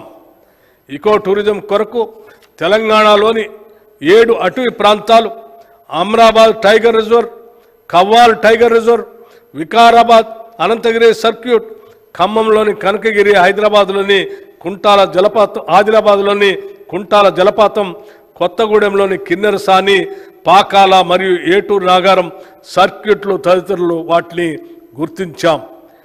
ఇకో టూరిజం అభివృద్ధి ద్వారా పర్యావరణ పరిరక్షణతో పాటు రాష్ట్రానికి ఆదాయ వనరులు కూడా సమకూరుతాయి. ఈ ఏడాది 20.02 కోట్ల చెట్లను నాటే లక్ష్యంతో ప్రభుత్వం వజ్రోత్సవ వన మహోత్సవ కార్యక్రమాన్ని ప్రారంభించింది. మానవులకు జంతువులకి మధ్య జరిగే ఘర్షణలో ప్రాణాలు కోల్పోయిన వ్యక్తులకు అందజేసే పరిహారాన్ని ఈ ప్రభుత్వం 5 లక్షల నుంచి 10 లక్షలకి పెంచింది. దీనివల్ల అటవీ ప్రాంతాల్లో నివసించే కుటుంబాలకు ఒక భరోసా ఉంటుంది. అడవులు మరియు పర్యావరణ శాఖకి ఈ బడ్జెట్లో 1,064 కోట్ల రూపాయలు ప్రతిపాదిస్తున్నాం. పరిశ్రమలో ఇన్ఫర్మేషన్ టెక్నాలజీ, తెలంగాణ నైపుణ్యాభివృద్ధి విశ్వవిద్యాలయం ప్రపంచవ్యాప్తంగా ఉన్న పెట్టుబడిదారులను ఆకర్షించే అగ్రగామి గమ్యస్థానంగా తెలంగాణను తీర్చిదిద్ది స్థానికంగాను విశ్వవ్యాప్తంగాను సులభంగా ఉద్యోగాలు పొందడానికి కావలసిన ప్రపంచ స్థాయి నైపుణ్యాలను తెలంగాణ యువకుల్లో పెంపొందించాలన్నదే ప్రభుత్వ లక్ష్యం. ఈ ధ్యేయంతో తెలంగాణ ప్రభుత్వం ప్రస్తుత ఆర్థిక సంవత్సరంలోనే హైదరాబాద్లో పబ్లిక్ ప్రైవేట్ భాగస్వామ్యంతో తెలంగాణ నైపుణ్యాల విశ్వవిద్యాలయాన్ని స్కిల్ యూనివర్సిటీ ఆఫ్ తెలంగాణను స్థాపించి నడిపించాలని నిర్ణయించింది. ఈ విశ్వవిద్యాలయంలో 17 వివిధ పరిశ్రమలకి అవసరమైన నైపుణ్యాలని నేర్చే సర్టిఫికెట్లు, డిప్లొమా, డిగ్రీ కోర్సులని ప్రారంభం అవుతాయి. నేరుగా పరిశ్రమలో అనుసంధానింపబడి అధ్యయన ఆచరణ మధ్య అంతరం లేని విధంగా ఉద్యోగార్జనే ఏకైక లక్ష్యంగా ఈ కోర్సులు బోధనాంశాలకి రూపకల్పన చేస్తాయి. కృత్రిమ మేధో పరిజ్ఞానం. తెలంగాణ కృత్రిమ మేధో పరిజ్ఞాన రంగంలో ఎంతో ప్రగతిని సాధించింది. ఈ రంగాన్ని మరింత బలోపేతం చేయడానికి హైదరాబాద్ని ఈ రంగంలో అగ్రగామిగా తీర్చిదిద్దేందుకు ప్రణాళికలు సిద్ధం చేస్తున్నాం. మన నగరం భవిష్యత్తులో ఏ కంప్యూటర్ పరికరాలతో అత్యాధునిక కృత్రిమ మేధో పరిజ్ఞాన పరిశోధక కేంద్రంగా రూపొందించబడుతుంది. తెలంగాణ కృత్రిమ మేధో శిఖరాగ్ర సమావేశం హైదరాబాద్లో ఈ సెప్టెంబర్ 5-6 తేదీలలో జరుగుతుందని ప్రకటించడానికి ఎంతో ఆనందంగా ఉంది. కృత్రిమ మేధో పరిజ్ఞానం అందరికీ ఉపయోగపడాలి. Making a work for everyone అనే ప్రధానాంశంగా జరిగే ఈ సమావేశంలో ప్రపంచవ్యాప్తంగా నిపుణులు, ప్రభావశీలులు మొదలైన వారు 2000 మంది హాజరవుతారు. ఈ సమావేశం ఏ రంగంలో తెలంగాణ యొక్క పురోగతికి చాలా దోహదపడుతుంది. తెలంగాణలో ఇంకా ఫైబర్ గ్రిడ్ సౌకర్యం లేని మారుమూల ప్రాంతాలకు దాన్ని విస్తరిస్తాం. దీనివల్ల ఆ ప్రాంతాల్లో ఇంటర్నెట్ మరియు కేబుల్ నెట్వర్క్ సౌకర్యాలు అందుబాటులోకి వచ్చి స్థానిక ప్రజలకే కాకుండా అక్కడికి వచ్చే పర్యాటకులు కూడా సులభంగా ఉంటుంది. ఎకో టూరిజం అభివృద్ధికి కూడా ఈ ఫైబర్ గ్రిడ్ దోహదపడుతుంది. ఒకప్పుడు తెలంగాణకు గర్వకారణంగా ఉన్న నిజాం షుగర్ లిమిటెడ్ పలు రకాల ఒడిదుడుకుల కారణంగా మూతబడింది. దీన్ని ఇప్పటి వరకు ఎవరు పట్టించుకోలేదు. దాన్ని పునరుద్ధరించడానికి ఏమాత్రం ఆసక్తి చూపించలేదు. కానీ మా ప్రభుత్వం వచ్చిన వెంటనే మేమిచ్చిన మాట ప్రకారం నిజాం షుగర్స్ లిమిటెడ్ పునరుద్ధరణకు జనవరి 2024లో ఒక కమిటీని నియమించాం. త్వరలోనే తెలంగాణ ప్రజల చిరకాల స్వప్నమైన నిజాం షుగర్స్ లిమిటెడ్ని తిరిగి ప్రారంభిస్తాం. మన చేనేత అన్నలు నేసే ఒక్కొక్క వస్త్రం ఒక కళాఖండం. గతంలో ఎంతో ప్రాభవం కలిగిన ఈ రంగం తక్కువ ధరలతో తక్కువ సమయంలో ఎక్కువ వస్త్రాలు తయారు చేసే పవర్ లూమ్ ఫ్యాక్టరీలతో పోటీ పడలేక దిగాలు పడింది. ఈ రంగాన్ని చేతి నుంచి ఆదుకోకపోతే మన చేనేత కళలు శాశ్వతంగా అంతరించిపోయే ప్రమాదం ఉంది. మా ప్రభుత్వం అందుకే చేనేత రంగం పునరుజ్జీవనానికి చర్యలు ప్రారంభించింది. ప్రభుత్వ శాఖలకి, ఇతర ప్రభుత్వ సంస్థలకి అవసరమైన వివిధ వస్త్రాలు అనగా విద్యార్థులకు ఇచ్చే స్కూల్ యూనిఫామ్లు, ఆసుపత్రుల్లో ఉపయోగించే బెడ్షీట్ లాంటివి తెలంగాణ చేనేత సహకార సంస్థ ద్వారా మన స్థానిక నేతన్నల నుండే సేకరించాలని నిర్ణయించాం. గత 7 సంవత్సరాలుగా తెలంగాణలో Indian institute of handloom technology ఏర్పాటు విషయం పెండింగ్లో ఉంది.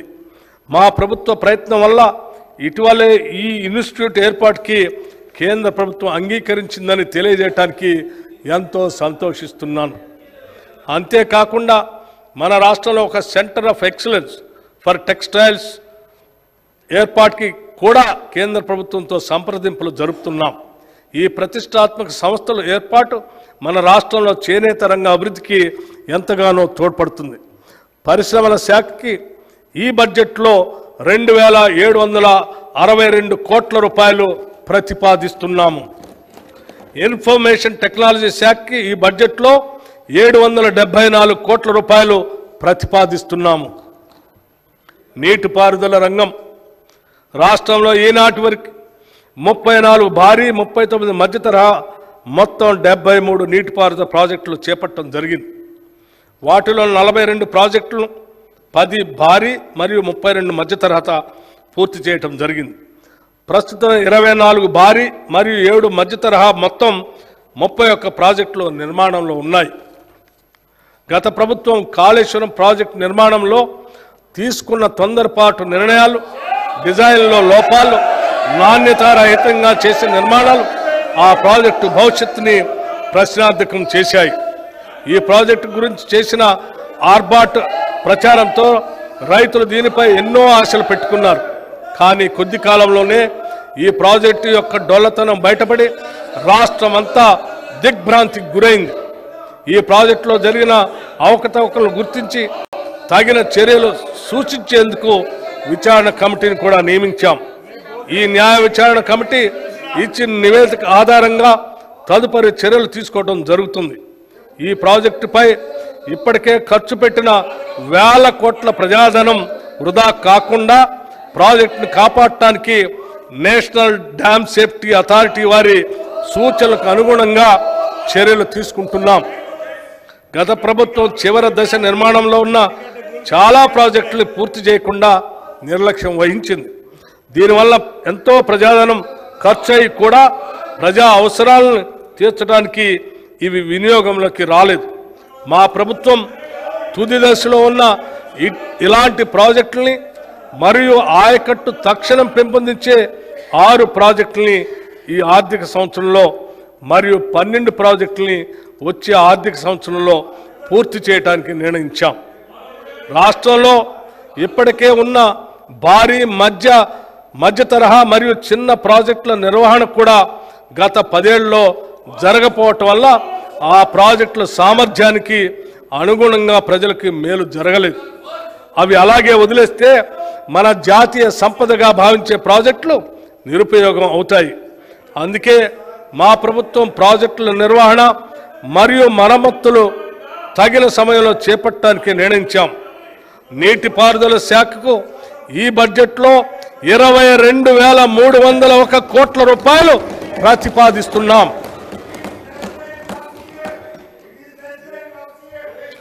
నాణ్యమైన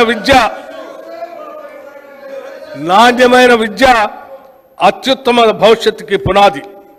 a good education is a foundation for better future. ఇది అక్షర సత్యం. రాష్ట్రంలో విద్యారంగాన్ని మరింత పటిష్టపరిచి బలోపేతం చేసే దిశగా మా ప్రభుత్వం పాఠశాలలు మరియు కళాశాలలో విద్యా ప్రమాణాలను పెంచి వాటికి కావలసిన వసతులు కూడా సమకూరుస్తుంది. మొదటి అడుగుగా పాఠశాలలో ఉన్న ఉపాధ్యాయ ఖాళీలను భర్తీ చేయడానికి నిర్ణయించి ఒకటేసారి 11,062 పోస్టులతో ఒక మెగా డిఎస్సి ఇప్పటికే నోటిఫై చేశాం. దానికి సంబంధించిన పరీక్షలు జూలై 18, 2020 నాడు ప్రారంభమై ఇంకా జరుగుతూనే ఉన్నాయి. దీనివల్ల పాఠశాలలో ఉపాధ్యాయుల సంఖ్య విద్యార్థుల సంఖ్యకు అనుగుణంగా పెరుగుతుంది. నాణ్యమైన విద్య మన ప్రభుత్వ పాఠశాలలో చదివే పేద మధ్యతరగతి విద్యార్థులకి అందుతుంది. గత ప్రభుత్వం విశ్వవిద్యాలయాల స్వయం ప్రతిపత్తిని పూర్తిగా కాలరాసింది. వాటికి చాలా కాలం పూర్తికాలం వైస్ ఛాన్సలర్స్ నియమించకుండా ఇన్ఛార్జీల నియామకంతో కాలం గడిపింది. దీనివల్ల విశ్వవిద్యాలయాల పాలన మరియు విద్యా వ్యవస్థ అస్తవ్యస్తమైపోయింది. మా ప్రభుత్వం ఇటీవల పూర్తి కాలపు వైస్ ఛాన్సలర్లను నియమించడానికి సెర్చ్ కమిటీలను కూడా నియమించాం. త్వరలోనే ఈ నియామకాలు పూర్తి చేస్తాం. విశ్వవిద్యాలయాల్లో మౌలిక సదుపాయాల కల్పనకై 500 కోట్ల రూపాయల నిధుల్ని ప్రతిపాదిస్తున్నాం.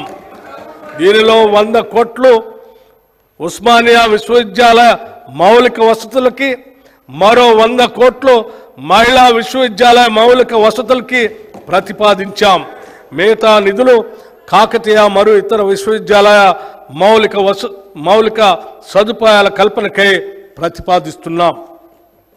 సంపద వల్ల మాత్రమే సమర్థత రాదు, కానీ సమర్థత వల్ల సంపద మరియు మిగతావన్నీ కూడా సంతృప్తిని కలిగిస్తాయి. ఇది వ్యక్తులకైనా సమాజానికైనా సమానంగా వర్తిస్తుంది. Wealth does not bring excellence, but excellence makes wealth and everything else good for men both individually and collectively. Socrates మహానుభావుడు చెప్పిన దాన్ని మేము అన్ని రంగాల్లో ముందుగా సామర్థ్యం పెంపొందించే ప్రయత్నాలు చేస్తున్నాం. అందులో భాగంగానే 65 ప్రభుత్వ ఐటీఐల్ని ప్రైవేటు సంస్థల సహకారంతో నైపుణ్య కేంద్రాలుగా మార్చే ప్రణాళికల్లో భాగంగా ప్రభుత్వం టాటా టెక్నాలజీస్ లిమిటెడ్ వారితో ఒక ఒప్పందం కుదుర్చుకుంది. వీటిలో నేటి పరిశ్రమల అవసరాలకు తగ్గట్టుగా 6 కొత్త దీర్ఘకాల కోర్సుల్ని ప్రవేశపెట్టబోతున్నాం. 5,860 మంది విద్యార్థులు ప్రతి సంవత్సరం ఈ కోర్సుల్లో శిక్షణ పొందుతారు. స్వల్పకాల కోర్సులతో ప్రతి సంవత్సరం 31,200 విద్యార్థులకి శిక్షణ లభిస్తుంది. ఈ ప్రాజెక్టులో భాగంగా ప్రభుత్వ ఐటీఐల్లో ఆధునిక సాంకేతిక పరికరాలు సమకూర్చబడతాయి. వాటిపై శిక్షణ ఇవ్వటానికి అవసరమైన నిపుణులను టాటా టెక్నాలజీస్ లిమిటెడ్ ద్వారా ఏర్పాటు చేశాం. ఈ నైపుణ్య కేంద్రాలు మన విద్యార్థులకి ఉద్యోగార్థులకి ఎంతో ఉపయోగంగా ఉంటాయి. వీటిలో శిక్షణ పొందిన వారికి ఉపాధి కల్పనలో కూడా టాటా టెక్నాలజీస్ లిమిటెడ్ సహకరిస్తుంది. ఈ ప్రాజెక్టును మల్లెపల్లి ఐటీఐ నుండి గౌరవ ముఖ్యమంత్రి గారు జూన్ నెలలో ప్రారంభించారు. పబ్లిక్ ప్రైవేట్ భాగస్వామ్యంతో జరుగుతున్న ఈ ప్రాజెక్ట్ అయ్యే మొత్తం ఖర్చు 2,324 కోట్ల రూపాయలు. దీనిలో ప్రభుత్వం చెల్లించాల్సిన మొత్తం 307.95 కోట్ల రూపాయలు మాత్రమే. మిగిలిన మొత్తాన్ని టాటా సంస్థల వారు వారి సిఎస్ఆర్ కార్యక్రమ నిధుల నుంచి సమకూరుస్తారు. ఈ బడ్జెట్లో ఈ ప్రాజెక్టుకి 300 కోట్ల రూపాయలు ప్రతిపాదిస్తున్నాం. విద్యారంగానికి ఈ బడ్జెట్లో 21,292 కోట్ల రూపాయలు ప్రతిపాదిస్తున్నాం. శాంతి భద్రతల పరిరక్షణ ప్రజల ప్రశాంతతకు మరియు రాష్ట్ర అభివృద్ధికి అత్యవసరమైన అంశం.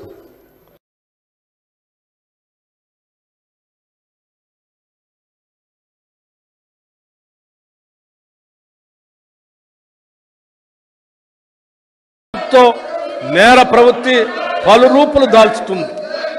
సాధారణ నేరాలు అరికట్టడంతో పాటు వైట్ కాలర్ క్రైమ్స్, సైబర్ నేరాలు అరికట్టడం పోలీసు వ్యవస్థకు పెద్ద సవాలుగా ధీటుగా ఎదుర్కొని వ్యవస్థను బలోపేతం చేసేందుకు సైబర్ సెక్యూరిటీ విభాగానికి అవసరమైన వాహనాలను ఇప్పటికే ప్రభుత్వం అందజేసింది. నేరాలను చేసేందుకు ఆధునిక నేర పరిశోధనలో పోలీసులకు శిక్షణ ఇస్తున్నాం. సైబర్ క్రైమ్ ఫిర్యాదులను నమోదు చేయడానికి ఇంతకు ముందు ప్రజలకు కేవలం 4 సైబర్ క్రైమ్ పోలీస్ స్టేషన్లో మాత్రమే సదుపాయం ఉండేది.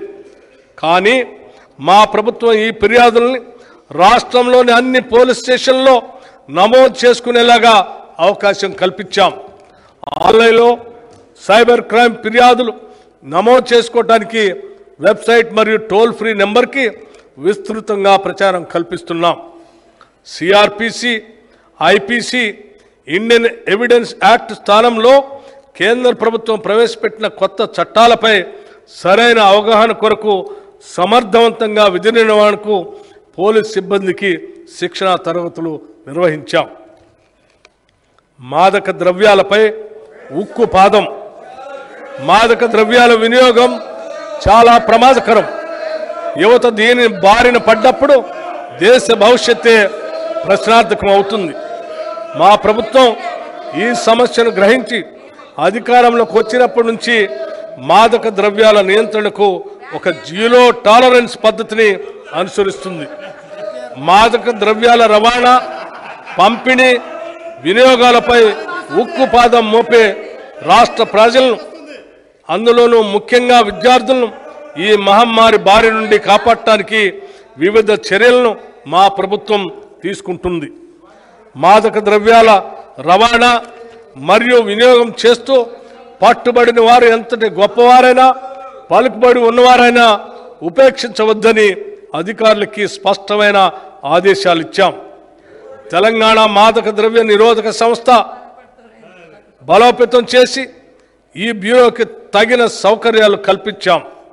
ఇటీవలే ఈ బ్యూరో అంతర్జాతీయ మాదక ద్రవ్యాల ముఠా కార్యక్రమాలను గుట్టుని రట్టు చేసింది. అన్ని పోలీస్ స్టేషన్ల పరిధిలోని విద్యా సంస్థలను స్థానిక పోలీసులు పరిశీలించేటట్లు మాదక ద్రవ్యాల నిర్మూలనపై విద్యార్థులకి అవగాహన కల్పించేటట్లు కార్యాచరణ ప్రణాళిక చేపట్టాం. విద్యా సంస్థల్లో మాదక ద్రవ్యాల కట్టడికి యాంటీ డ్రగ్ కమిటీస్ని ఏర్పాటు చేసి 4,137 విద్యార్థుల్ని యాంటీ డ్రగ్ సోల్జర్స్గా ఈ ప్రభుత్వం నియమించింది. మాదక ద్రవ్యాల వల్ల జరిగే హాని పట్ల ప్రజల్లో అవగాహన కలిగించేందుకు సినీ రంగ ప్రముఖుల సహకారం తీసుకుంటున్నాం. మాదక ద్రవ్యాలకు సంబంధించిన కేసుల పరిష్కారానికి ప్రత్యేక కార్యాచరణ రూపొందిస్తాం. దీనివల్ల నిందితులకు త్వరితగతిన శిక్షలు పడి మాదక ద్రవ్య సంబంధిత కార్యకలాపాలకు పాల్పడే వారికి జంకు కలుగుతుంది. తెలంగాణలోని విద్యార్థుల తల్లిదండ్రులకు తమ పిల్లలు డ్రగ్స్ నుండి దూరంగా సురక్షితంగా ఉన్నారనే భరోసా కల్పించడమే మా ప్రభుత్వ ధ్యేయం. మా ప్రభుత్వం తెలంగాణ రాష్ట్రాన్ని మాదక ద్రవ్య రహిత రాష్ట్రంగా డ్రగ్స్ ఫ్రీ స్టేట్గా చేస్తామని వాగ్దానం చేస్తుంది. హోంశాఖకి ఈ బడ్జెట్లో 9,564 కోట్ల రూపాయలు ప్రతిపాదిస్తున్నాం. రోడ్లు మరియు భవనాలు ఆధునిక ప్రపంచంలో రహదారులే ఆర్థిక వృద్ధికి జీవనాడులు. అందుకే తెలంగాణలో సమగ్ర రహదారుల పాలసీ తయారు చేస్తున్నాం. ఇందులో భాగంగా ప్రతి గ్రామ పంచాయతీ నుండి మండల కేంద్రానికి తార్ రోడ్డు వేయటం, మండల కేంద్రం నుండి జిల్లా కేంద్రానికి 2 లైన్ల రహదారుల నిర్మాణం, జిల్లా కేంద్రం నుండి రాజధానిని అనుసంధానించగా హైవేల నిర్మాణం చేయటం ఈ పాలసీ యొక్క ముఖ్య ఉద్దేశం. గత దశాబ్ద కాలంగా అపరిష్కృతంగా ఉన్న కంటోన్మెంట్లోని రోడ్ల విస్తరణకు మరియు ఎలివేటెడ్ కారిడార్ల నిర్మాణానికి మా ప్రభుత్వం ప్రాధాన్యతనిచ్చి రక్షణ శాఖ వారితో సంప్రదించి దానికి కావలసిన భూమి బదిలీకి వారి ఆమోదాన్ని కూడా పొందటం జరిగింది. ఇది నిజంగా హైదరాబాద్ మరియు రాష్ట్ర ప్రజలకి ఒక శుభవార్త. రోడ్లు మరియు భవనాల శాఖకి ఈ బడ్జెట్లో 5,790 కోట్ల రూపాయలు ప్రతిపాదిస్తున్నాం. గౌరవ అధ్యక్ష, చివరిగా మహాత్మా గాంధీ గారి మాటలు నేను ఈ గౌరవ సభకు గుర్తు చేయాలనుకుంటున్నాను. మనం చేసే పనులకి, చేయగలిగే సామర్థ్యానికి ఉన్న అంతరం ప్రపంచంలోని సమస్యలన్నింటినీ పరిష్కరించడానికి సరిపోతుంది.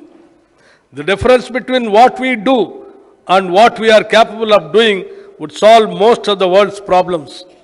మనకు ఎంతో సామర్థ్యం ఉండి కూడా మనం దానిని 100% వినియోగించం.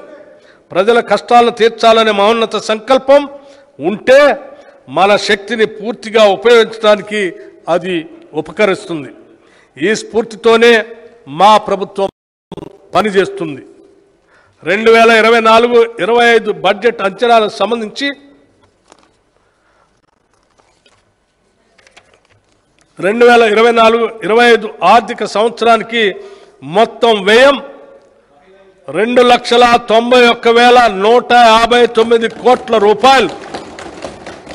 రెవెన్యూ వ్యయం 2,20,945 కోట్లు. మూలధన వ్యయం 33,487 కోట్లుగా ప్రతిపాదిస్తున్నాను. 2024-25 సంవత్సరానికి బడ్జెట్ ప్రతిపాదనలు సభ ఆమోదం కోసం ప్రవేశపెడుతున్నాను. జై తెలంగాణ, జై హింద్. 2024-2025 సంవత్సరానికి గాను వార్షిక ఆదాయం వ్యయ పట్టిక బడ్జెట్ను సభలో ప్రవేశపెట్టడం జరిగింది. శాసనసభ్యులు శ్రీ మాలో